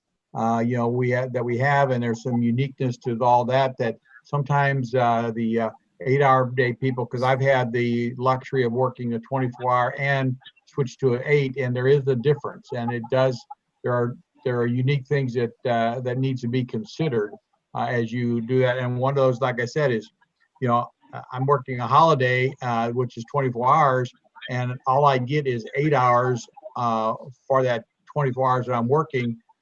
So if I'm going to take off, the following week, my holiday, I have to use, I get 8 hours of holiday time off, but I got to use my 16 hours someplace else. So there's some uniqueness there that needs to be worked through, and that's the concern I have. Kevin, that uniqueness that you talk about, that is already outlined in our ordinance. So that I understand if we're requiring them to take off now instead of the option to get a check, changes the dynamic a bit. However, our ordinance already states that the amount of compensation is received in proportion to the average number of hours, that all full-time employees enjoy the same number of holidays in the same proportion of hours. So like what Cindy's saying is, if you are a 40-hour required through FSLA, then that's where the 8 hours are coming from, versus our PD who work on the 84 over 2 weeks. Their shifts, although I think the interpretation of how we've been applying it might be off. So that would be further ordinance changes that you're talking about to address some of those uniqueness that I understand is frustrating. As far as the employees, yes, I'd rather keep this the same as we've been doing it. I think it puts some equity for all the employees into doing it this way. I think time off, the fact that we do write a check at the end of the year and not all the employees get that option, I think that's where the equity factor comes in. It is part of shoring up some consistency and also a cash flow issue. In the big scheme of things, the employees obviously would rather keep it the same. That's how we've done it for a very long time. Between this, and I know Cindy's going to talk about the overtime and flex, represents about 15%. In order to preserve some of our other benefits, that represents about 15% of the $900,000 in personnel cuts that I feel are needed at this time. Does that answer your question? Yes, but I'm still not feeling warm and fuzzy about it. All right. Any other questions before we move on? Cindy, go ahead. Okay. On section 125-240, other benefits, these are just changes that are going to be effective with the July 1, 2020 health, dental, and vision renewal. And the removal of the medical reimbursement is part of it. The first changes is just taking the dental out of being paid 100% by the city for the employee only. And it's going to be paid 50-50, just like vision coverage is. So the employee only, the coverage would be they pay 50% and the city will pay 50%. And that's how we currently do our vision policy as well. The medical reimbursement is the removal of just for the employees. This does not affect the Board of Aldermen medical reimbursement. That is under a different section, 110.290, that gives the medical reimbursement to the Board of Aldermen. This is just medical reimbursement. The majority of employees receive this $250 medical reimbursement in their health savings accounts. We have a consumer-driven health plan that has a health savings accounts with them. Currently, the employees received $1,150 in their HSAs on the city's behalf on an annual basis. And on family coverage, the dependent coverage tiers, employees receive $2,050. With the removal of the medical reimbursement, the funding from the city would stay the same on a pay period basis. The annual amount would be $900 for the employee only and would be $1,800 for the dependent coverage tiers. The employees, we have approximately 12 employees that do not participate in the health savings accounts. And they either have an option of using the $250 as a FSA, or they apply it to policies through supplemental policies like cancer policy, accident policies.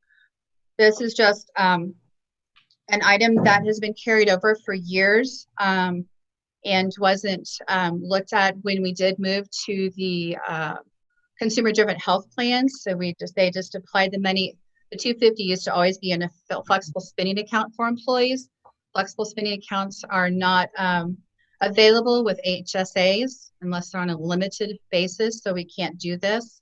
So they have to go to the HSAs. This is just a way to minimize an impact of raising health insurance rates, dental rates, and vision rates a little bit higher than we did.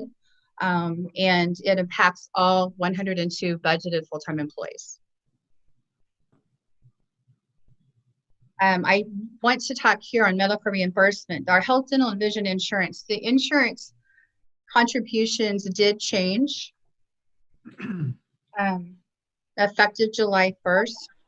Deductibles for the options that we have available did not change.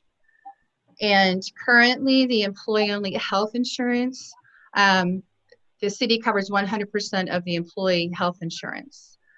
Employee with spouse or the employee with children, coverage is going from $37.16 a pay period to $55.65 a pay period.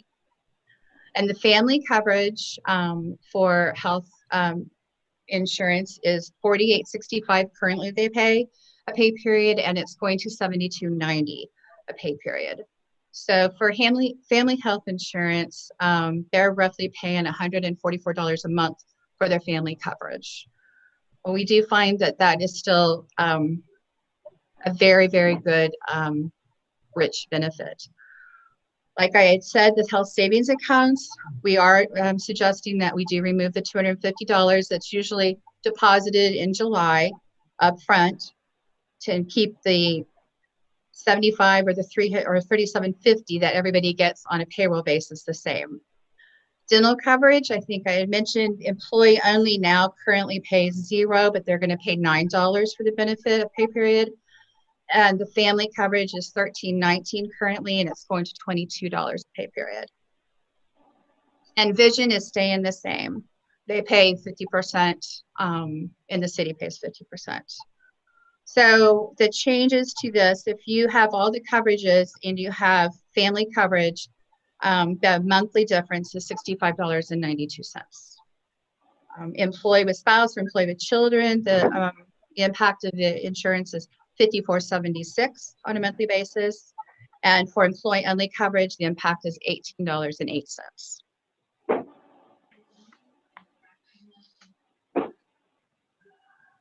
Kevin?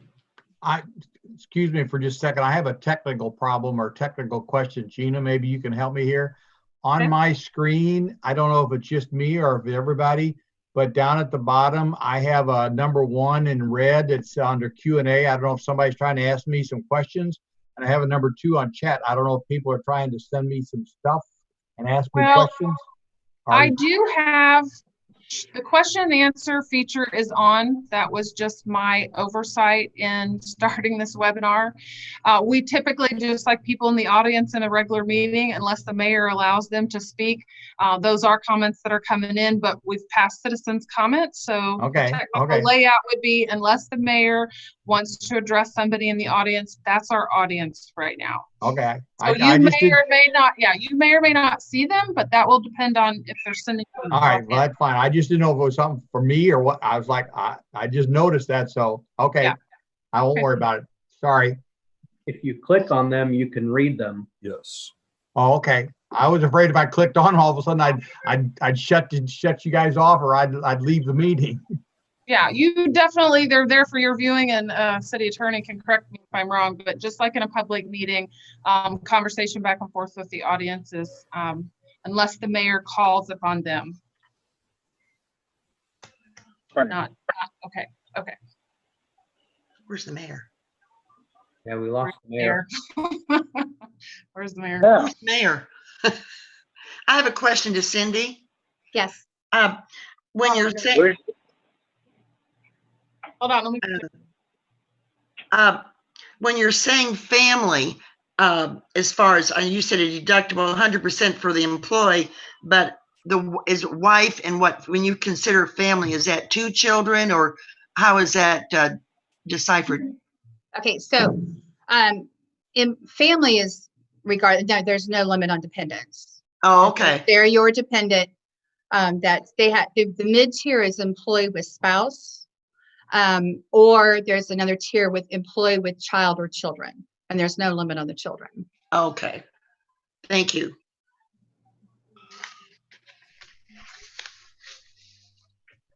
President of the board may have to run the meeting until the mayor shows back up. Alderman Rucker. Okay. Oh my gosh, I'm ready. Sorry, I didn't mean to put you on the spot, but mayor's having technical difficulties. I got a follow up to my question earlier. Go ahead. You sat down with the department managers. Did the department managers sit down with their officers and their EMTs to see what they prefer on this holiday time thing?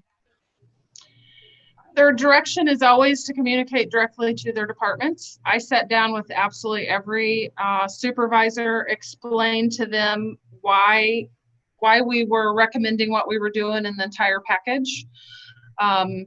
I'll be honest with you, Greg, it wasn't something I went and asked if this is okay. You know, there was a lot of pressure on me to come up with an amended budget that's cut $4.2 million out of the operating budget. And I do feel that these are changes that do support that, plus add some consistency, clean up maybe some interpretation that we've had. Cindy's not got to a couple of the other things, but they're temporary asks. It all fits into the puzzle of nearly $1 million in personnel expenditures that were required to be cut. In the big scheme of things, I wish I didn't have to recommend any of the decisions that are going to negatively affect the employees, but we are in a time where I needed to plan for $4 million out of the entire. So if some of these pieces need amended and there's not a comfort level, I will go by whatever direction the board wants to go. But I just do plan on to kind of, you know, I'll have to make other arrangements. Hopefully not. Hopefully I've overestimated the impacts of COVID, but it all fits in just the bigger story. I think this is an awful lot to chew on right now. And I think something like this one bill, as long as we've been on it, requires a special meeting. We should be able to sit there. We need some more information to see is some of those things that we can take into our control and still save a buck or two. We need to give the employees a little bit of let their voices be heard as well. Not sure if anybody else feels that this is the longer we talk about this, the muddier it gets, because this is a very long, drawn out ordinance. There's a lot of different parts to it. I'd be interested to hear what anyone else has to say. Anyone else have any comments? I think Alderman Ross. Alderman Ross. So I tend to agree with Greg right now. I still think it's best that people take holidays, but the point, I think Kevin kind of brought it to light as I listened, that if in fact an officer, let's just take, for example, a police officer, if they're going to take Memorial Day, have to work Memorial Day, and then they need to take another day off, and we don't have staffing that's going to to do so without paying overtime, then I don't know that there's any benefit in changing it. Now, I do understand that if you're a normal Monday through Friday, 8 to 5 employee, you don't have the option of taking that because we're closed that day. But, you know, sometimes there are some benefits for those folks that have to work 24/7 from a schedule availability standpoint. I'm not comfortable right at this point without having some better feedback. And I'm seeing the chats on here from some of our police officers that either they need to better understand it, or we need to make sure that we can accommodate them. Because if in fact what we're doing is saying you can't have holiday pay, you've got to take a day off, and then we're going to go pay their brethren next to them overtime to cover for that. Well, I think we're robbing Peter to pay Paul and making changes that just really don't have any positive effect. Richard, or President of the board, can I make a comment on that? Sure, Kevin? Go ahead, Gina. Yes. I do not disagree with you, and if a special meeting is help you understand that, that will give Cindy time to run some of those scheduling simulations. I'm sure she will do it. I know that we looked at utilization of the time. I do not, what Alderman Ross is saying is making an assumption that we do not have people that are staffed right now, and I don't believe that's our case right now. The police department was not affected by any layoffs. They do have a few positions they didn't fill. But if approaching this at another meeting or a special meeting, that is totally at the pleasure of the board. That will give Cindy time to run some of the things that Alderman Ruckert asked as well. Okay. Mayor, you back, John? Yeah, I'm back. I'm sorry. Okay. My computer just went completely out, so I'm back. Alderman Walker is next, sir. And then from there, it's yours again. Well, I agree with both Greg's and Richard's comments. And I think something is this important that affects the employees like this. I think we need a separate meeting agenda from this meeting, another meeting on this. Well, I did miss something. Alderman Rucker.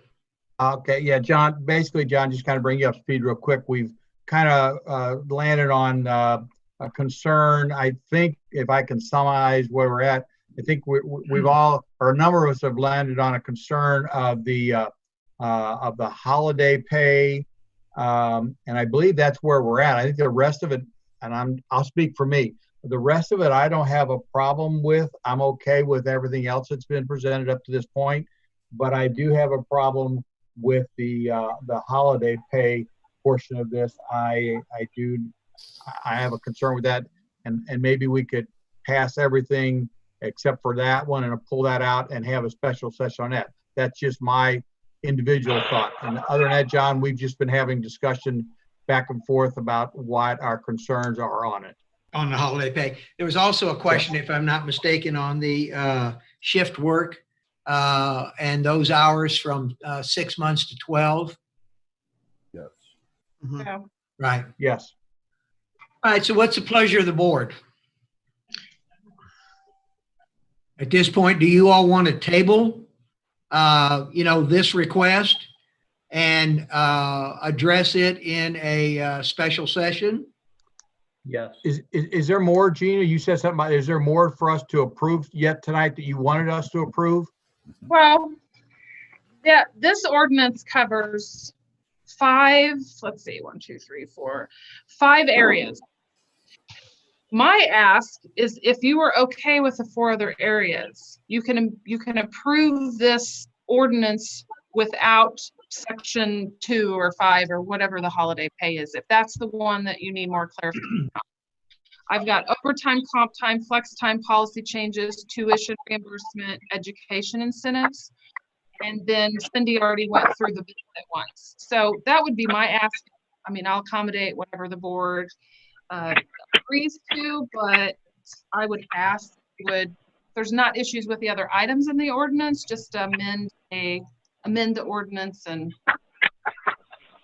Well, but Go ahead, Kevin. well, we haven't went over the rest of it because we kind of got stopped here at this part here. So Okay. that was going to be my question. How far? Yeah, I think that if we could go ahead and finish out the rest of the presentation, that at this point, I'm leaning to possibly approve everything except the holiday pay.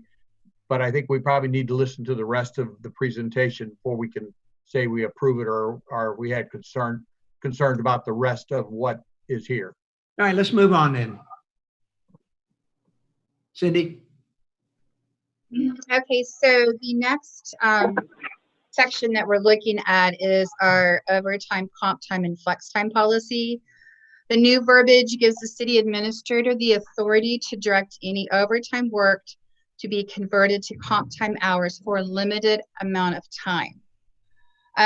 This impacts all non-exempt employees. However, it does not include our ambulance department employees. They currently work 48 hours a week. They work the 224 hours, and they automatically get the 8 hours overtime every week. So this does not include them, that does not have an intent to impact them. Approximately right now, for just the remaining of this year, if they're looking at just remaining this year, it could be approximately a $65,000 savings. That, again, not including anything from the ambulance department at this time. This does not include stopping the traffic grants that are reimbursed by the state and that are eligible for overtime. And I will tell you that a few years ago, the city's grants were reduced by 50% because police officers chose not to sign up for them. So there's 50% less opportunity right now, because at that time we had trouble with the officers getting to participate in the actual grants. Year to date, our expenses for overtime is $76,756. 32,000 of that is including ambulance department. This basically is just, again, giving the city administrator the authority to have employees that haven't been able to flex their hours. They work over 40 hours or 84 in a 2-week period, to put their overtime that's equivalent half hours into their comp time balance. This also gives the authority, our current policy limits that balance to be 80 hours. Federal comp time balances for police officers, 480. And for all other non-police employees, it's 240 hours. I don't know the intent of, we have any intent of getting our comp balances that high, because comp time is still a liability on our books. So that if an employee leaves the city and they haven't used their comp time hours, it is paid out to them.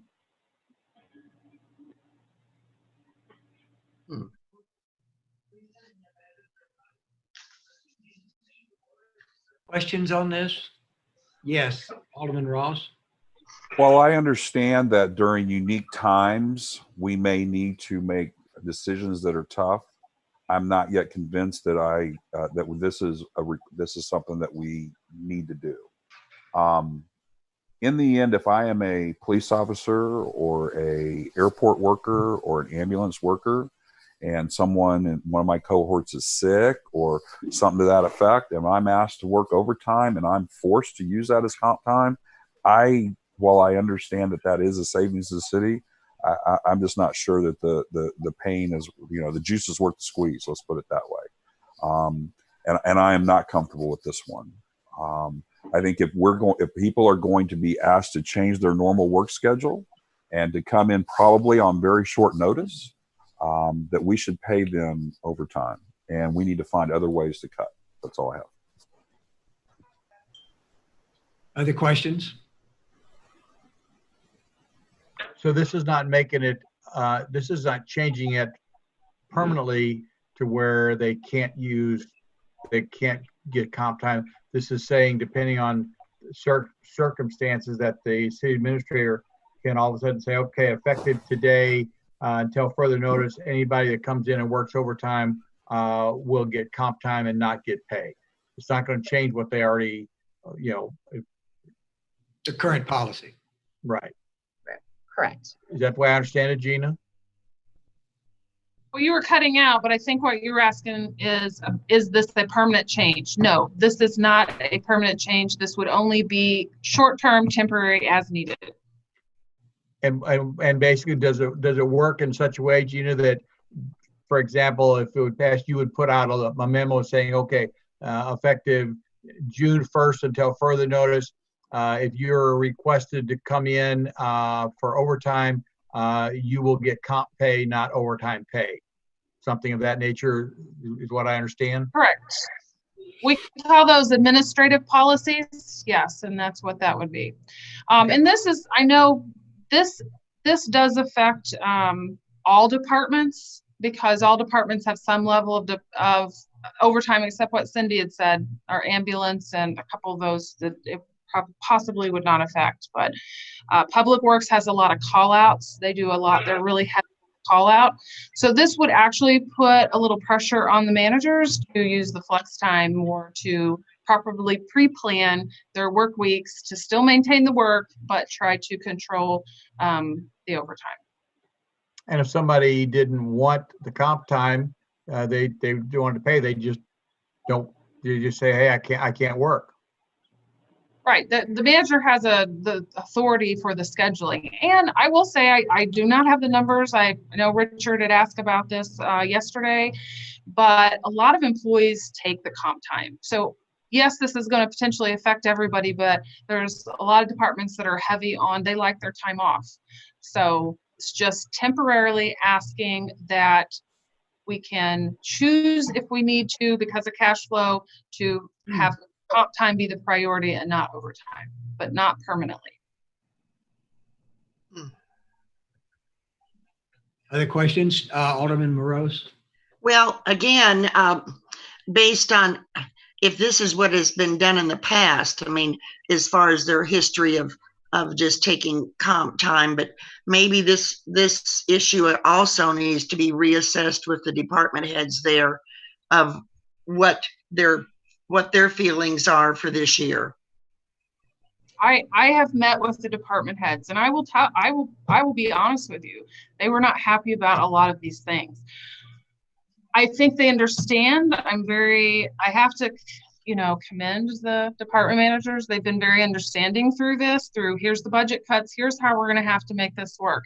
Again, in the big scheme of things, if we want to maintain how it is, I will go back to the drawing board and find more ways to make sure that I 900,000, right now for the budget stuff. I think this one is just changing practice so we can be timely in response to the ever-changing impact that we don't quite know where it's going to land. This one and the tuition reimbursement and the education sentence, it just makes a temporary change to react to the financial situation that we are possibly embarking on that could be 25% of sales tax being down. I hope I've overestimated that, but we don't plan on these changes right now. 3 months from now, we don't have time to recover. I don't have time operationally to recover the numbers in the budget that I gave you all at the last meeting. Right. So right. It's just a piece of the puzzle. I have met with all the, and they have a lot of questions and talked about schedule, overtime, and yeah, it's changing. Okay, thank you. All right. Any other questions before we move on? Finish this up. Cindy, go ahead. Okay, the final two we have are very similar to the overtime. It's basically tuition reimbursement and the education incentive policy.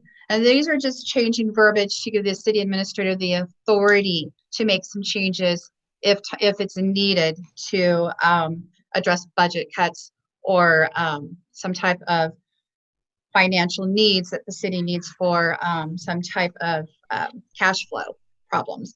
Tuition reimbursement, it's just basically, we have 2 individuals that are currently utilizing our tuition reimbursement.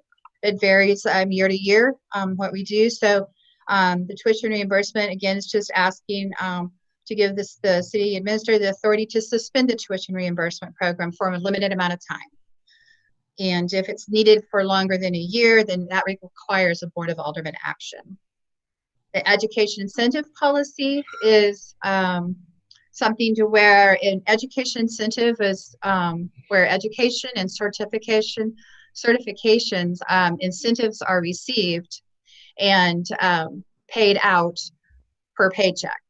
This would allow the city administrator to convert that for a limited amount of time for that equivalent amount of money to be put into comp time balances. Again, if needed, I don't think that that's something that they was planning right of way, but this is just verbiage that's just adding to the policies to give the city administrator the authority to make some short-term temporary changes. Okay, Alderman Ross. So a couple of questions. First of all, I assume on the education reimbursement that if someone has taken a class that's been, I assume, approved up front, and once that class has been approved up front, we're not, and we decide to make this change, we would not affect that person that we've already committed to. Is that correct? That's correct. Okay. All right. The second thing is, I'm not sure I quite understand education incentive, but basically we'll give people time off to go attend a single class or maybe a couple of days or something. I'm not sure I understand education incentive policy.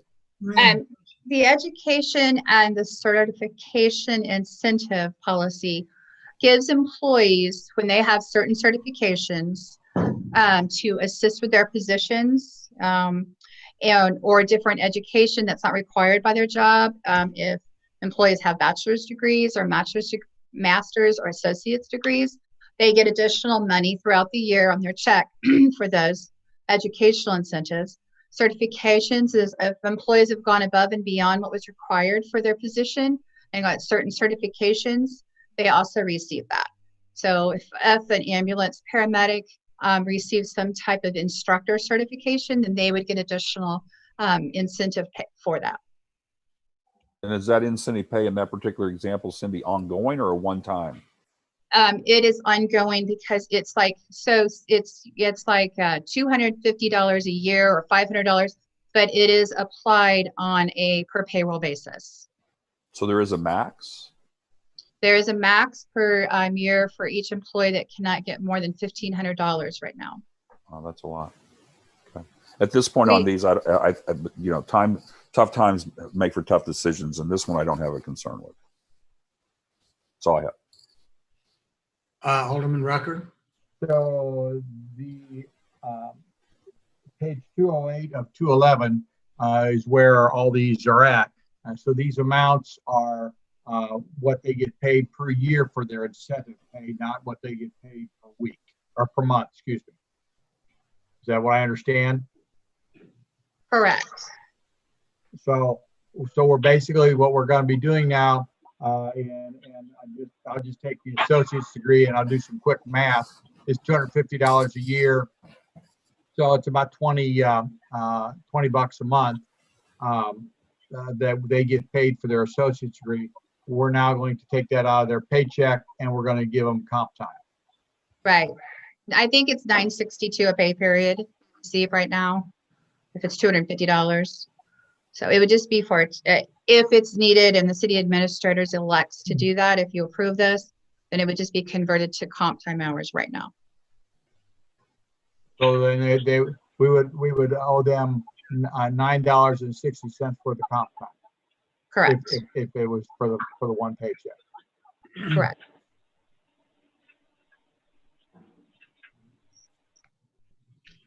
Okay, any other questions?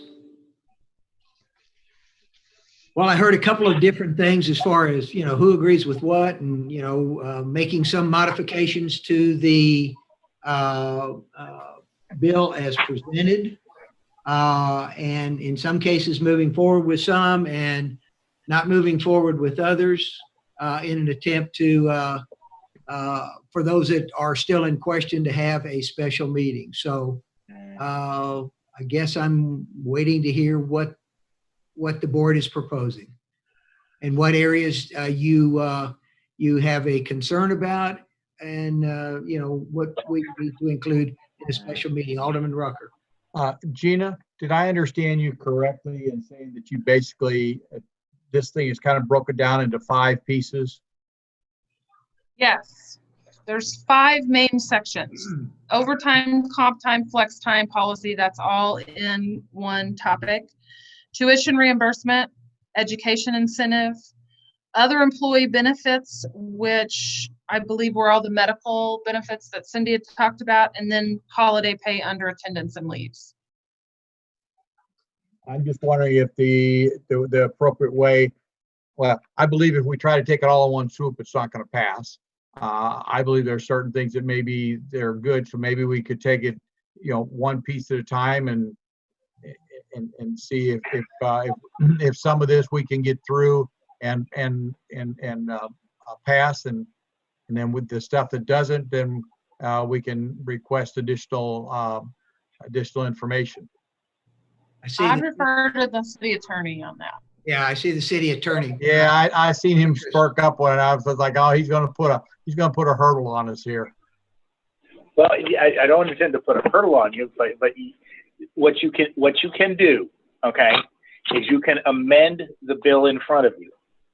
Now, frankly, that's going to get really complicated in terms of amending it, in which case I'm going to be eternally grateful. I'm not the city clerk today. I'm just the lawyer. Okay. The other thing we can do is, if you do want to have a special meeting to discuss these issues, okay, we can take the bill that we have today and we can break it down into 5 separate bills. So when you have a special meeting, you can discuss the issues and you can have 5 specific bills as 5 specific decisions on 5 specific agenda items, essentially. It will be difficult, as I read this, to parse out the board's clear concern about comp time, overtime, holiday pay as one issue. But if you guys, the proper way to change what you're passing tonight, if you were to pass this up or down, okay, is to make a motion to amend this bill 2032 to do X, to delete certain parts, but you have to say what part you're deleting, so we can all understand it. Otherwise, as I'm looking at it, I'd be happy to work with Cindy and Gina. We can go back and prepare the 5 different bills on 5 specific sections, so it's a clear decision for y'all. It's your legislative product, and we will make it work either way you want to do it. While I know there's some interest in getting parts of this passed today, I think the clarity and trying to define this is going to be extremely difficult. Especially, it's bad enough, we're doing this, via video chat. So can I recommend to the board, and you tell me, what you want to do, that we just take this bill as presented and, postpone or carry it over? And what's the right term, Ed? Table it. Well, you could set consideration of it over to another meeting, right. Or frankly, the other thing you can do tonight is if the board is interested in 5 separate bills as 5 separate decisions, okay, and to get that level of clarity, the other thing you could do tonight is simply make a motion to adopt this bill, let it die for lack of a second, and instruct staff to go back and prepare the 5 separate ones, so it's 5 separate individual stuff. That's a matter of doing paperwork. That's mostly on me and Cindy. We'll figure it out. Sorry, Cindy. I guess the big question is this: I think from a clarity standpoint, we're better off to address all of these items, in a special session, and have it set up in such a way that we break it down into the 5 categories that the city administrator identified, and we'll address each one of those separately and get them resolved individually, if that's what the board wants to do. Comments? Richard? So first of all, I think we had to understand that Gina's handcuffed here a little bit. And she's looking for some liberties. Okay. I didn't hear any concern about the change in the medical benefits. I didn't hear any concern about the education. I heard concerns about holiday, and I heard concerns about overtime. And I think I'm missing the fifth one. What's the fifth one? I'm sorry. Cindy or Gina? What we got? Well, overtime, comp time, flex were all one. Okay. How? And tuition. Your microphone is gone. You're breaking up. We also have the definition of a full-time employee. Oh, okay, that's fine. So I did not hear any concern with education. I did not hear any concern with medical benefits. And I did not hear any concern about definition of full-time. Now, maybe there are, but in my mind, I think we still need to have a special session, but I would be willing to make a motion to amend this so that those three could get through. And if there's support, so that the city administrator, human resources folks could do what we probably will do anyway, and we aren't handcuffing them to be able to react on those subjects. That's I'd fine. be curious. Yeah, Anybody else's thoughts? Rucker? That's an I option. second that motion. Okay. Well, it wasn't Guys? a motion. It It wasn't. wasn't. Okay. It was a discussion. Oh, I thought Richard made a motion. No, he didn't Not make yet. a motion. Richard, you didn't make a motion. It was discussion. Not yet. I was trying to make sure I was clear about what I was about to make the That's what I motion thought. on. That's what I thought. That's the way I had interpreted. Is there anyone else that would like to, make any addition? Yes. City attorney? That's a motion to do subjects. We can't, that what you're going to do with that is you're going to basically give me, Cindy, Tara, and Gina the right to write your bill for you. Okay. We pretty well have an idea what you want to do, but a motion to do things by topic or by subjects is a poor substitute for a specific direction to delete X paragraph or Y paragraph or Z paragraph. That's why this is kind of complicated. I believe I've heard the same thing Alderman Ross described in terms of an emerging consensus of the board. But right now, unless Cindy is confident in what she has command of the language in the bill, I'd be very concerned that we would delete the right part of it, okay, and leave the parts you want. I'm kind of concerned. If I could clarify, the way it was going to go is we were going to delete the changes under holiday pay, overtime, and flex time. Okay, those changes would be deleted, and it would be the rest of it would be passed. So I guess I'm not sure the proper procedure, but I would recommend approval with those deletions. Does that work yet? Cindy, do you know what sections come out of the bill then? Yes, I do. And I will say that I would, if this doesn't pass this evening, I would need permission from the board to go ahead with the other employee benefits, section 125-240, because I have open enrollment next week, and that specifically impacts open enrollment with the effective date of July 1st. Mm-hmm. So I believe that they're okay with sections 125.020, which is the definitions, 125.240, 125.050, G2 and G3. And we would remove 125.050 G1, which is the overtime and the comp time. And then we would also remove section 125.120E6, which addresses the holiday pay. Okay, I got that. Okay. Well, somebody seems to have it under control from that aspect. Are there any, if everyone is, if there's no more comments regarding this, then Alderman Ross, would you like to make a motion? Okay, I'm going to try this, and Ed, you help me if I need it. All right. I'll make a motion to approve this without the changes in section 125.050 G1 and 125.120 E6. Let's clear it up just a little bit. Make a motion to amend the bill to delete the changes in those two sections. Okay, I do that. Do you want me to say Cindy, that? does that make sense to you? I make a motion to approve the bill and delete the sections, amend. or to amend the bill, okay? To the deletion of 125.050 G1 and 125.120 E6. Okay. All right, we have a motion on the floor. Do I have a second? Alderman Morose. I will second that. All right, all in favor? Aye. Any opposed? Ed, we've got an amendment. Do we need to do anything else before we move on to the second reading? Okay. No, that's a unanimous, well, yeah, you need to do a first reading, but the amendment's adopted unanimously. That's Okay. easy. All That's right. clear. Now we do a first and second reading of the bill as amended. Okay. Hold on just a second. All right, then is there a motion to accept or to approve the first reading as amended? E9. Motion to approve. Alderman Becker was a first, Alderman Ross was a second. All in favor? Aye. Aye. Any opposed?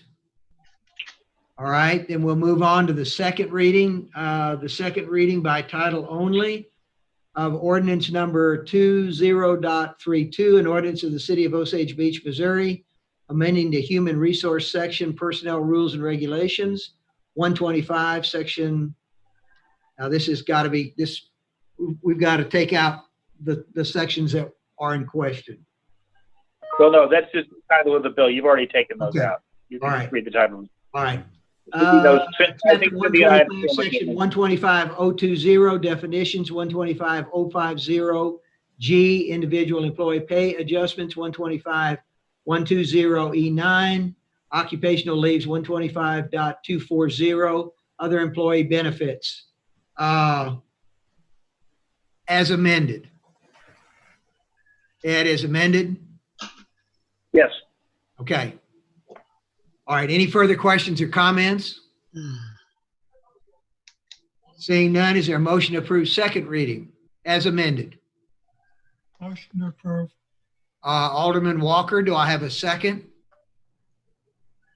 Alderman Becker, roll call, please. Alderman Massey, Yes. Alderman Ross, Yes. Alderman Morose, Yes.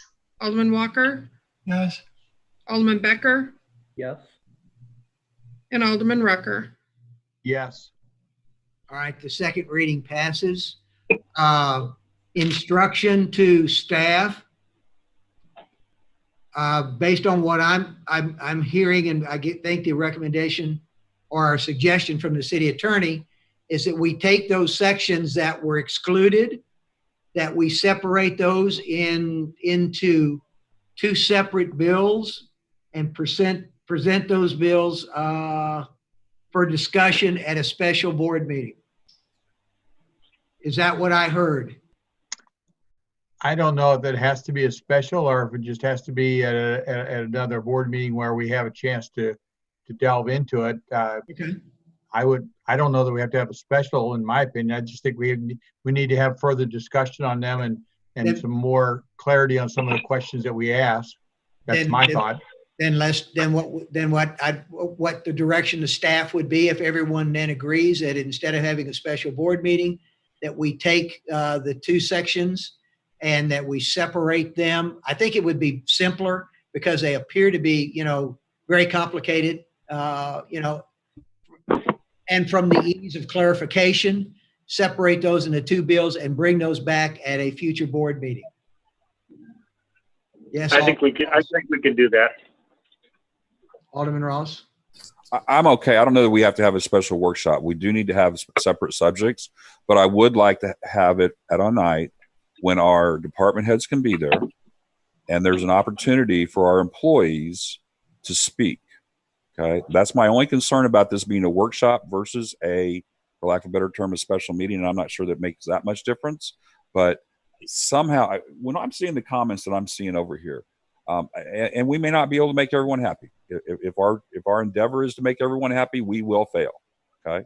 But when I'm seeing the comments over here, I mean, it just feels like and I know that some people, it's hard to get everybody's opinions, but I think Alderman Massey is correct. We need more input from our frontline employees, and we may not be able to make them happy, but at least they need to be heard, make sure that they feel like they were heard well.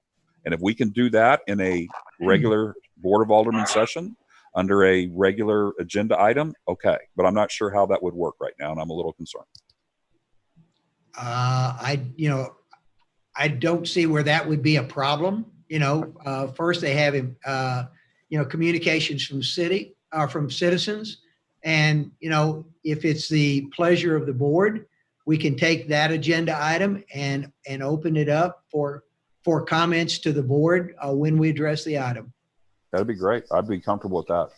Okay. So let's plan on this being at a future board meeting as agenda items. Good enough? Very good. Sounds good. Hey. Thank you, Mayor and Board of Aldermen. Thank you, Cindy. Welcome. All right. I believe our next item is a discussion on Schaus zoning. And this was brought to the board by Alderman Rucker. So Alderman Rucker, I'm going to turn this over to you. Thank you, sir. Yes, members of the board, and the mayor and staff as well. And I see Planner Patterson is here with us. I had the opportunity to receive a phone call from a concerned citizen about a building that is referred to as a Schausch. I guess that means it's a house that's a storage, or I don't know what it is or why, but anyway, it's a pretty large building in a residential area that doesn't really look very residential. And I have some concerns about it, as did he, once I went and saw it. I know we have some other ones in the city that aren't as eye-catching, I guess, as this one here is that I went and saw. I have visited with a couple of the other aldermen because I basically took some pictures and sent it out, and I said, folks, this is what we have. Am I the only one that has concerns, or is there others? Because if I was the only one, well, okay. And there were some others, so I thought, well, we need to have some conversation about it, about what we have here. I've visited a little bit with Kerry, and basically, I had no doubt when he made the statement, well, it qualifies for everything it has to under our planning and zoning, which I knew that. I mean, he wouldn't allow something that didn't. But that just tells me that maybe that we need to look at this if other aldermen are concerned as I am, and if we look at that and can come up with some ways to address the situation. I have talked to some folks up at the MML, and unfortunately they didn't have any suggestions that they could provide, other than there has been some concerns in cities about something kind of similar to this, to where people would have a large greenhouse and they put percentage of a greenhouse space that there could be in reference to the other thing. So I don't know if that's a way we could approach it, or just how there is. Unfortunately, I always tell people, if you got a problem, bring solutions. Well, I have a problem, but I don't have a solution. So there it is. And I'll let everybody, let's hear from some other folks. Thank you, sir. Input from other board members, Alderman Ross.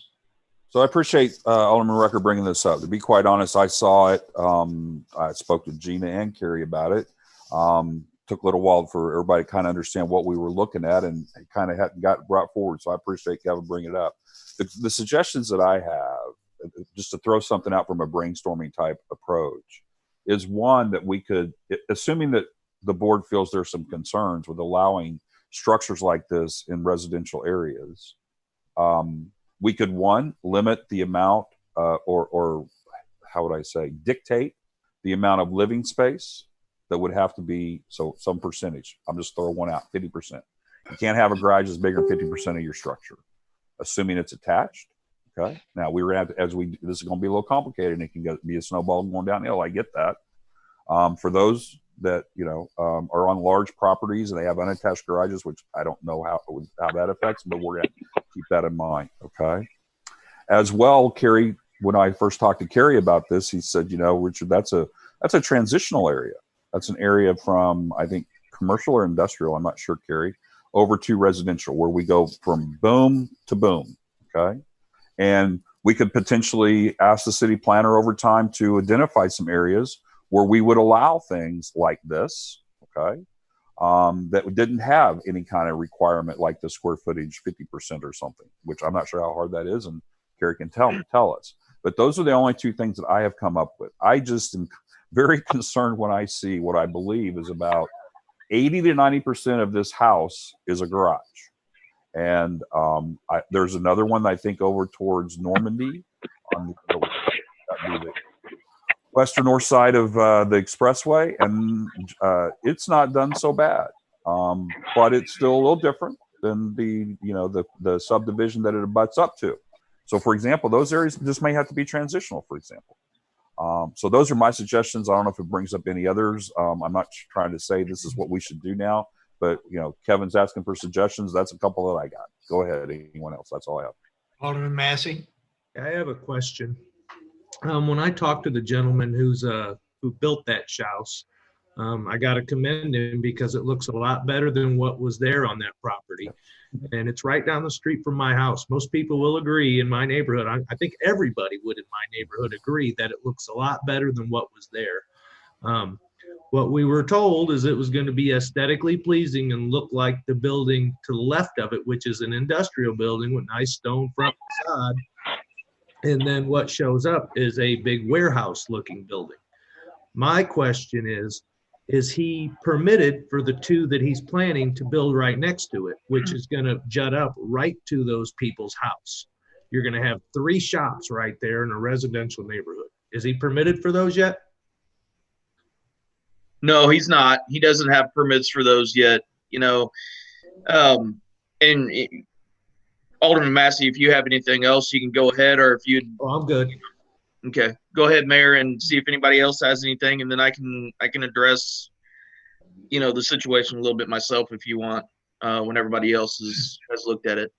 Any additional questions or comments? I guess the only thing I would say is, I've heard some things, but I haven't heard what the real complaint is. Is the complaint the size of the building that faces the street? Is it the building material itself that was used? I'm just looking for that kind of qualification. I can tell you. It's 3/4 of it, if not more, is a big garage. It's a warehouse, and then there's a living quarters in the back of it. What you'll see happen in the future is someone will buy that. They will be a gearhead or a mechanic or whatever, and it's going to be like a small business next to somebody's nice little house that they've lived in for 20-some years. Okay. Well, someone mentioned, another shouse. There's several shouses, in the area. And they're all designed a little bit differently. Some are more aesthetically pleasing. I've seen, gone out and looked at several of them. So again, I guess the question's got to be, how do we go about regulating this without, setting some parameters, some aesthetic parameters, or maybe you all are interested in the aesthetic aspect of it. Maybe it's just the size of it. I don't know. I guess that's why I was just, Greg, looking for some clarity. If I could provide some clarity, my biggest concern is the amount of space that is dedicated to the garage. Okay. It is overbearing. It is large. I do not believe we should get into aesthetic architectural requirements. I'm adamantly against that. Okay. It isn't the outdoor that it's a metal building. The fact that it's 30 foot tall with 20-foot doors or something, and it doesn't look like anything like a house. It looks like, to Greg's point, a complete garage. Now, if you drive around the backside of it, you can see there's a little door there, but that's it. Okay. And in my mind, it is a garage with some living area in it. It is not a residence that fits in R1. That's all I have at this point. Okay, Phyllis? I went by there, and of course, adjacent before you get to this house, there is a house that I want to say H&S Sales or something is being operated as a business. And I did have some conversation with Carrie about this situation. And obviously there's some other properties that are adjoin this existing house that's in question that's going to be right up but by the residents. But it's the zoning. I mean, it is what it is that has been in place. And it's unfortunate that the neighborhood, residential neighborhood, is right there, but there's an industry commercial just right there as well. So it's difficult to differentiate, and we certainly can't have them build a wall.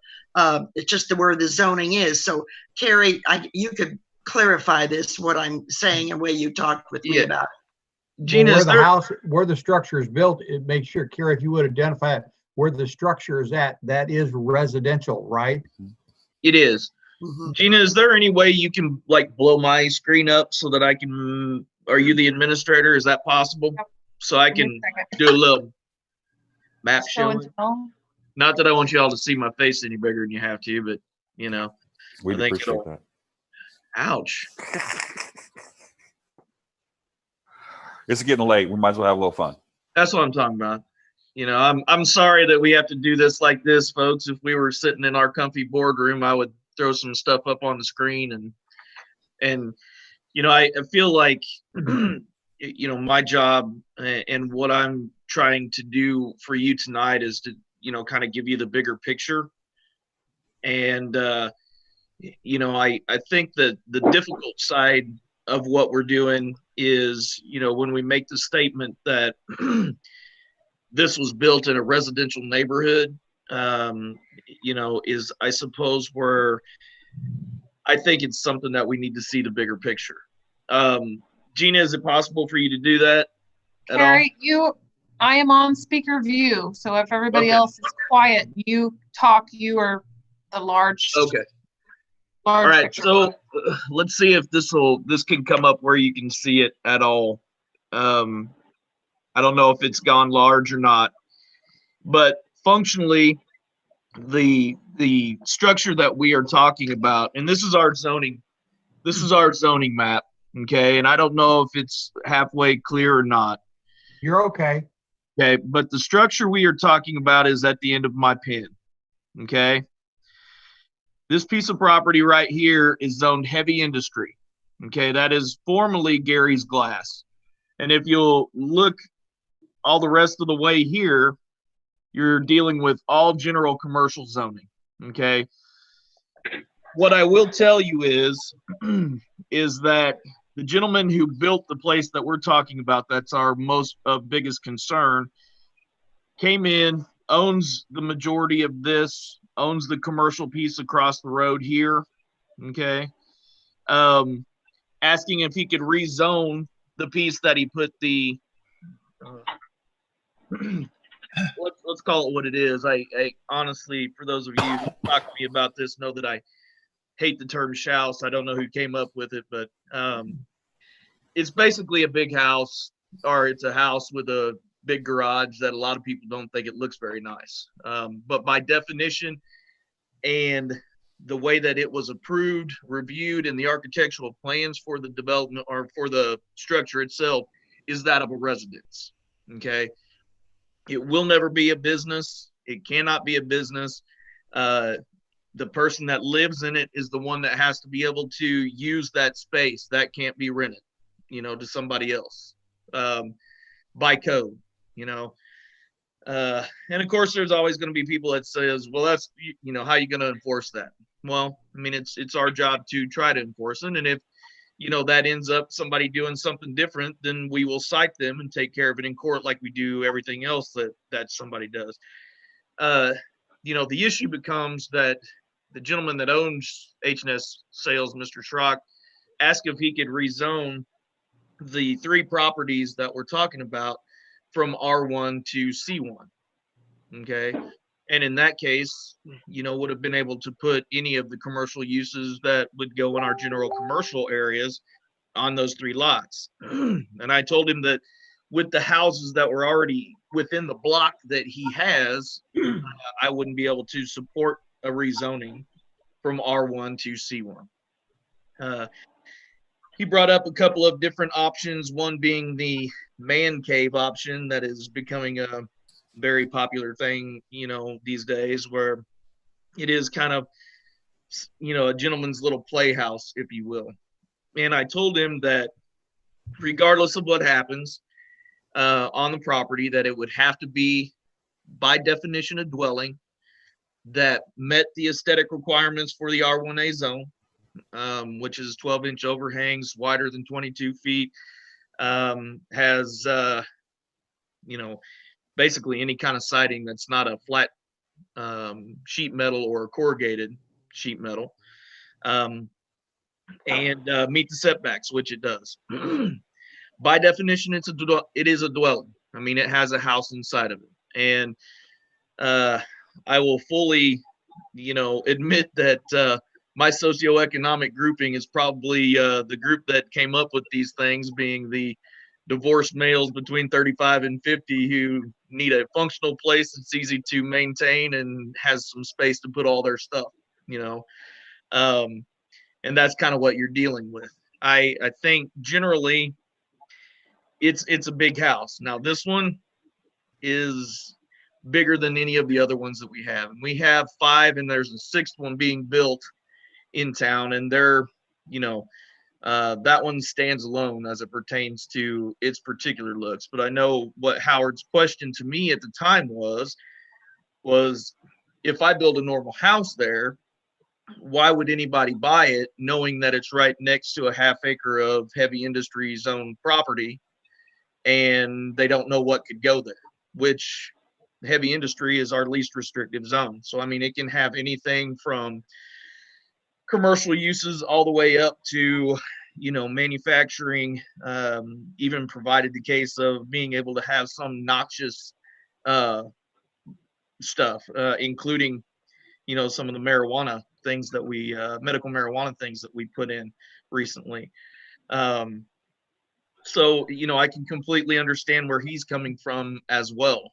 As far as what the best way to police those are, that's generally, again, with what the mayor said, what is really the issue? Is it the fact that we don't like the metal siding on it?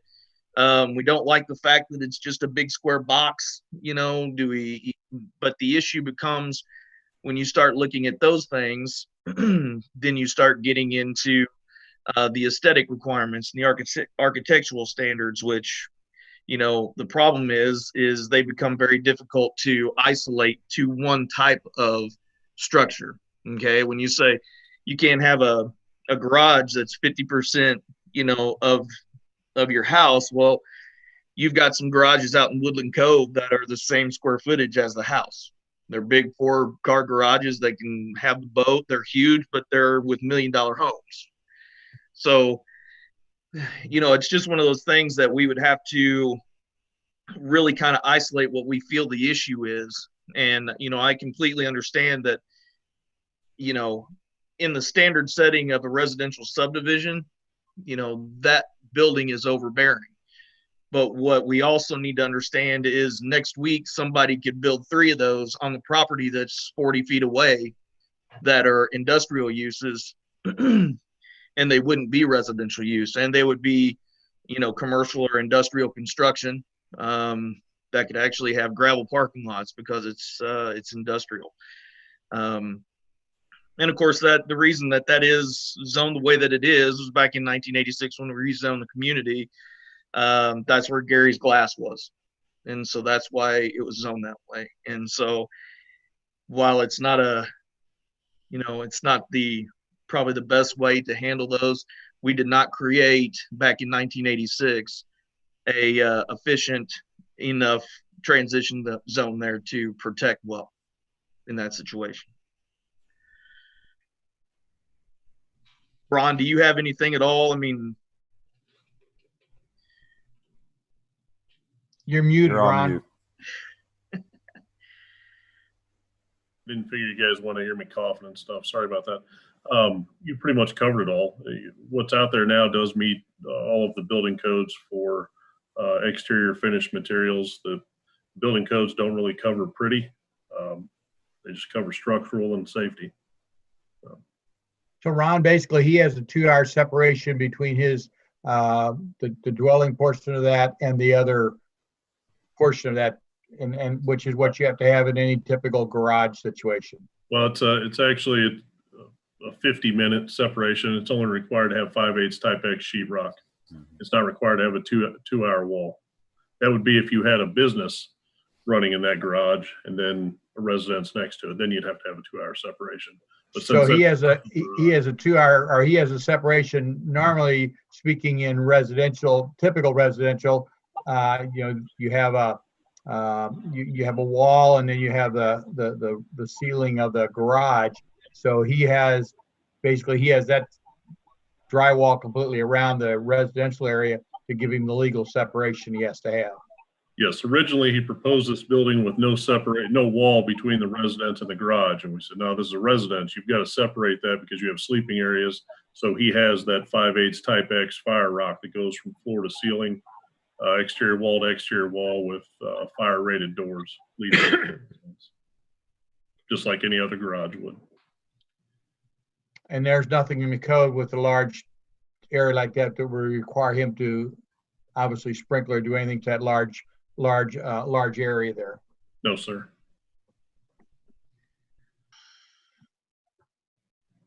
Well, I mean, by way of the construction, it absolutely cannot be a commercial use ever. It is what it is. It's a big residential use with a big garage that, the ideology behind it is, retired folks that spend a lot of time in an RV in the off season, come back here as their home base during our season, park their RV inside. And when they're gone, they park their boat, their runaround cars for here. They're able to pull all of that in there. That's his ideology anyway. Whether he gets it sold and everything, I don't know. I think that he had an individual that wanted to buy it, and I think he designed the first one based on that individual. And I don't know if it was if the guy backed out or what. But now it's for sale, and again, I obviously see what the concern is, and would just, be looking to see what it is you would like me to do as it pertains to, we can't really cut that type of home out of the community. That wouldn't go good. And quite candidly, they're becoming more and more popular. And it's certainly not a situation where you put something like that in a different zone that the use itself would not coordinate with. Okay. Because it is still a residential use. You don't put that in a commercial zone, no different than you would, put a commercial use that's in a building that looks like a house in a residential zone. It's kind of the same idea.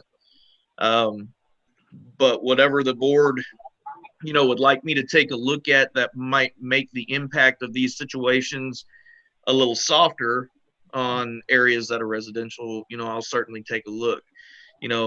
The majority of the subdivisions, the established subdivisions in town, have their own architectural review committees. They have their own architectural and outer coverage material requirements, and the summit circles. I don't know, Richard, does Harbor Heights have anything like that or not? It was proposed, but it was never recorded. So we had an architectural committee, but it was never put in place. And so anyone wanted to come in. There's one blank lot left in Harbor Heights, and somebody could come in. It's right across the street from me. I may have to go buy the lot just to keep this from happening. At the end of the day, somebody could come in there and do exactly this. And your homeowners associations, if you've got them set up properly, that's the way to control that. But the problem is that if you don't enforce all of your standards from the homeowners association, then it's by, I don't think the court will, that's the problem you run into. If you don't enforce it, you lose it. Right. Well, first of all, there was never anything there. I know, I ever wasn't talking approved. about you Right. in particular, Richard. I was Right. just making But- a general statement. Right. The point is that most, I don't know how in depth other neighborhoods have become, and maybe, for example, Woodland Cove, they might have that. But I think most subdivisions that have been developed in the city up until the last 5 to 10, maybe 15 years, never even thought about something like this being built. So they sure didn't make any provision to ensure that it couldn't be. And that's one of the challenges in this. This is new and emerging stuff. Yeah, it's definitely a new ideology, you know. Well, can we do this from a discussion standpoint? Can we have the aldermen who have concerns or would like particular things addressed to send those to Kerry and let him accumulate those and give him a starting point as far as something to look at. He can share all of those concerns with you all, by summarizing them, and then start putting something together, bringing it back to the board in the form of a discussion, as opposed to trying to formulate any type of ordinances. So we can be sure that we're taking it in the direction where the board, feels like we ought to be going. That's a recommendation. I'm open for any other. John, Yes, I would agree that would be a good way to start. I think in the meantime, I would ask Kerry, and I'll put it in writing with some other stuff, but I would just ask Kerry to reach out in his world, of folks that he deals with, and see if there's some thoughts out there, some other ways that some people have addressed it. I had quite an extensive conversation with Alderman Ross, and I agree with him at this point. With his thoughts, I've shared this with some other folks, especially with the people that brought the problems to me, and they kind of think that might probably be the only way. There are going to be lots throughout the city that aren't in homeowners associations, and that's a possibility where we have this issue. But that would be my thoughts on how we can move forward. It's a late night, and I would say that that we don't really need to have a motion or anything like that. I think that we could move forward in that way unless somebody objects. Comments? Sounds good. No objection. All right. Yes, City Attorney. I just do one quick thing, because you guys mentioned homeowners association. I know you all understand that homeowners associations are difficult to run in the sense that you have to raise enough money for the association to afford such things. The other thing that you need to know, though, is a homeowners association to change its rules requires unanimous consent, because they are matters of contract that exist when you buy the lot. You make a contract to abide by that existing set of rules. So in Alderman Ross's subdivision, as an example, okay, if everyone who owns a lot in that subdivision decides on a set of rules, and the one guy who owns the vacant lot says no, then the rules don't change. So the homeowners associations can be helpful, but they are very clumsy to address ongoing things. So I just wanted to make sure that you all understood is that rule of unanimity, because it's a matter of contract law. And we don't enforce their rules. I mean, right. I assume you all know that, but the city has no enforcement capabilities on any homeowners association rules. Okay. Well, I think we've addressed the issue. If Alderman Rucker, if you're in agreement with doing what I've recommended as far as the emails and whatever, and then starting to, take a look at this, I think, again, if Kerry can start, looking around the state or around the nation and see, how this possibly has been addressed by someone else. We don't necessarily have to, reinvent the wheel if we have a chance to find something that might be applicable. I agree. No problem. Okay. All right. Okay. All right. I think that item is over. Our final agenda item tonight is a discussion on citizens committed to economic recovery, and this was requested by Alderman Morose. The floor is yours, Alderman Morose. Thank you, Mayor.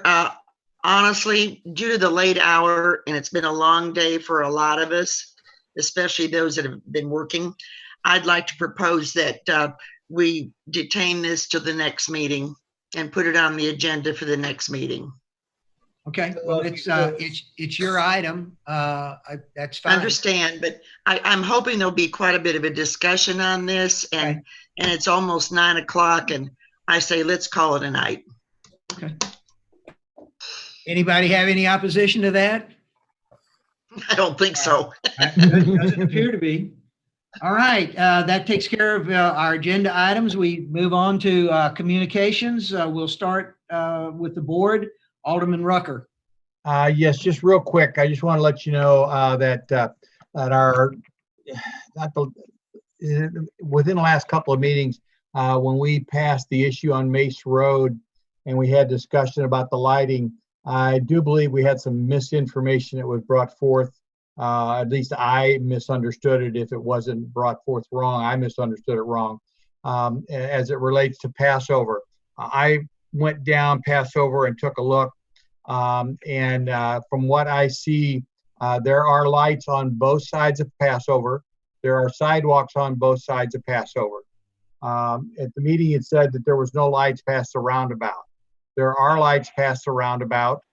There are sidewalks on one side of the road, and there are lights on one side of the road. And the lights go down to Parkview Bay. Where the Passover Road project ended. Yes, go down to Parkview Bay, which is about a half a mile past there. So I just wanted to clear that up because my understanding was said that there was no lights past the roundabout on Passover. So I just wanted to clear that up. Other than that, it's been a long night. Thank everybody for their patience and with everything we had to do tonight. That's all I have. Alderman Becker. Nothing, Mayor. I'm sorry, I'm going to guess that was no, and if that's a yes. I can't hear you. Did you have something? No. Okay. Alderman Ross. Two things real quick. Personal recognition to Carrie Bell for her great work. And again, the financial standards and her accounting and the CAFR is just awesome. It's just amazing what she continues to do. And thanks to the rest of the staff for hanging with us this long. That's all I have. Okay, Alderman Walker. Nothing. Alderman Morose. I have nothing, and other than just echoing Alderman Ross's comments with the staff and Carrie, and wishing everybody a very safe and fun weekend if you can, and hopefully it won't be rained out. All right, Alderman Massey. I have nothing. All right, let's move on to staff. City Administrator. Two quick items.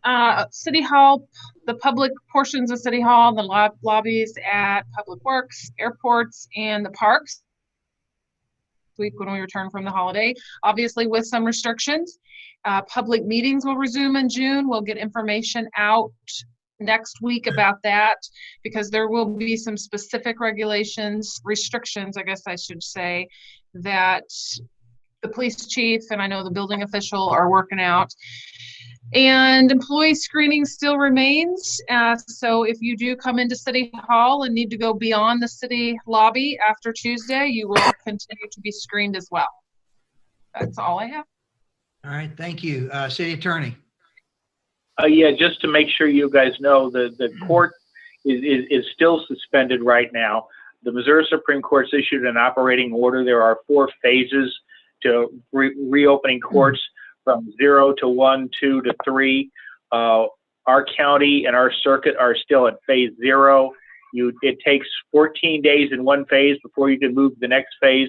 So we're at the bottom of the list. Nobody's past phase 1, so it's all going very slowly. But as you may get impatient with the cities opening up, be patient with the courts because Judge Smith doesn't have any authority to do this. It is a mechanical process, basically, and our circuit court will tell us when we can reopen, but it's not going to be next week. Okay. Was there a discussion that you wanted to have on Bill 2027, a question that was brought up by someone in the accounting group? Oh, yes, that was when each of you passed the ordinance last week about well, I guess you passed it tonight with the rebate. It did not clarify multi-commercial.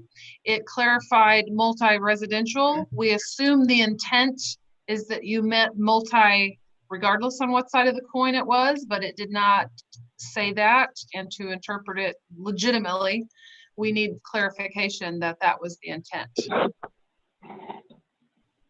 In other words, there was a credit limit of $60. And if you were multi-residential, in other words, if you had a condo complex that had 10 units, then there was a cap of multiple $60 to accommodate the multi-commercial or multi-residential. We have that same rate structure for multi-commercial. For example, if you were a strip mall and you have multiple offices, you're considered multi-commercial. So we assume the same cap for the multi-residential would ring true for the multi-commercial.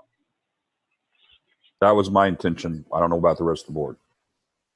I'm good with that. Makes sense. Okay. Well, because it's Gina and I talked about this. We kind of anticipated you tell us that because it's not specific in the ordinance, because it simply says multifamily structures, we'll bring you back an ordinance change to tie that up. I want to be sure that's what you all wanted.